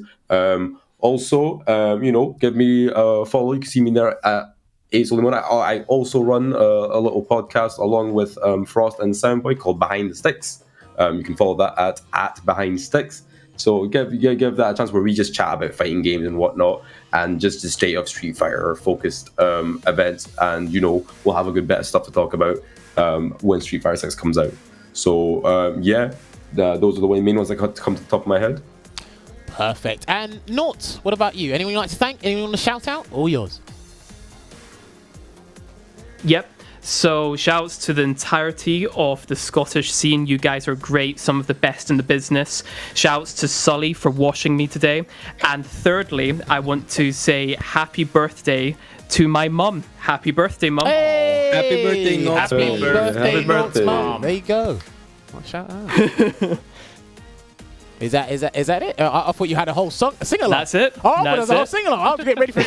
That's okay. My mistake. All right, gentlemen, that was absolutely perfect. Again, please follow these guys on their social media accounts and check out all the stuff that Suleymon's been doing for this scene. Keep an eye on them. These guys, you're going to see these faces in Street Fighter 6, playing different characters, of course. Well, not staying with Blanca, so he's just got updated graphics. That's about it. And he got a doll. But Call of the yes, Wild. it is going to be amazing. But yes, gentlemen, we do have to close out the show. We are short on time. So when you are ready, you can leave the Discord call, and we will give you a thank you message once again in a couple of minutes. Okay, perfect. I don't know. I didn't get a response or anything. Oh wait, sorry. Like we're supposed to You guys. Okay. I didn't get a response. Okay, guys, like that. thank you. Bye. All right, much appreciated. No. Just jokes aside, that was really fun. No, was happy to do that. All right, Thank you for having us on, All right, guys. cool. Catch you guys later. Innit? Take Just care, trolling. James. Good night. Take care, guys. All right, so Bye-bye. No, that was a obviously one-sided performance there. Well played from Suleymon. I do felt in a few aspects that, again, Naught was getting started. He just couldn't quite find the perfect spacing, the optimal spacing to get the reward. I do kind of agree with the Olvaha. He probably should change his V skill or V system layout. Or at least had a break. Yeah, just something like that, just to kind of break Suleimon's momentum. But again, once Suleymon gets started, because he's actually had decent tournament results as well, and he's actually caused a lot of upsets when he was competitively playing. But no, it was interesting. But yeah, I mean, Veggey, did you enjoy tonight as well, watching a matchup that we don't see at all? I enjoyed it, but I feel like I really wanted to see the comeback of, like, the sets comeback of Street Fighter 5 comebacks, and I feel like we had it. It was coming. And it was like, I really enjoyed watching the sets, but it's always like unfortunate when it ends the way it ended. And you know what? Suleymon said that he had actually been losing to him in the locals, so this is like the adaptation. The first time he properly adapts to it, so Naught is kind of caught off guard with that. So it would have been really cool if we could have a run back before Street Fighter 6, but that's like, there's a lot of run backs in the, what's it called, in the line? In the archives. Yeah, in the archives. In the queue. So that's probably not going to be a thing, but I really enjoyed the set, but I really wanted that comeback of a lifetime, because it was so close. It was at the cusp of our fingertips. Yes, but it was an amazing set, and I really enjoyed watching. He was showing. I just had a great time being back and talking with everyone. It's just great. How did I do on the audition, Olvaha? Oh. You did great. You're in. Wow. Yes. Okay, I like that. Do you know what? Olvaha did what a lot of employers or like people don't do. He responded to you on the spot. They don't do that. Yeah, I was like, oh, we'll call you tomorrow. Or better yet, we'll call you in a few weeks. And they just never do. It's just fantastic. Oh, look, there you go. We actually did show this picture last week when you weren't here. But yes, Veggey is having a good time, and he is back with us in the fray to talk some more Street Fighter. But yes, ladies and gentlemen, that concludes tonight's episode. Don't forget, You didn't ask me, June Jammerz. 2nd. You didn't ask if I liked the episode today. But I already asked you a question, and you added on that. Do you want me to ask you? Yes, I would like for you to ask if So I liked you the two episode are such today. babies. Okay, how did you feel about the episode? Thanks for asking, Jammerz. I really liked the episode, and even if we didn't have the best comeback or like the comeback of the century, the comeback of the jungle, I really enjoyed talking with the both of them. They are fantastic people, and they had great insight on the game, inside and outside, and I can't wait to see what they do in Street Fighter 6. Anyway, yeah, fantastic. I thought I was petty. I think that guy's the king of petty. What did you think, there. Jammerz? What did I think? What did you think, Jammerz? I got to enjoy Street Fighter each and every week. I enjoyed it. I learned a couple of things that I actually might go and dabble with tomorrow with Zeku in training mode, because that's a character, like I said, he's probably one of the few characters, well, both those characters is one of the few characters I don't actually sit down and go, you know what do you actually do? I study you for commentary purposes or to beat you. I don't actually go, what do you do? Let's have some fun with this. How difficult is it? Where do I have to implement it? Such like that. So that was interesting. Very interesting, and learned a lot there. Again, like you said, and they delved into it, and there's going to be more Scottish representations. I like the fact that we got to hear their opinions regarding everything about this scene, as well as the game in general. Right. Now I can do it. Don't forget, June 2nd, that's when the game comes out. The 411 is you get to play 11 other characters, 10 other characters on that date. You haven't pre-ordered it now, please go and pre-order it. It's on all the platforms, PS5, PS4, Xbox Series X and S, not Xbox One, unfortunately. And it is going to be on Steam as well. The vast majority you are on Steam. Remember, prepay it now, and nearer the time, you'll be able to load it up, and then when the day actually drops, you just be able to open the game and play it with everyone else. There's the standard edition, the deluxe edition, and the ultimate edition. If you have cash to splash, then you can get the ultimate pass. If you just want characters, then just get the deluxe edition. Nowadays, when it comes to gaming, when they do have 3 editions, it's probably best to get the middle one, because there's a fine balance between just getting the game and extra content that you might need and unlock later. But we will see in regards to that. And then do not forget as well, we do have a TikTok page, the official TikTok page for Street Fighter. Go on there, give it a follow. I know you guys get sent TikToks on your WhatsApp groups and your friends, and you probably don't have a TikTok account, but I want you to make one, and I want you to follow the TikTok account. It's down there. Just go on there and type in Street Fighter and look for a verified tick.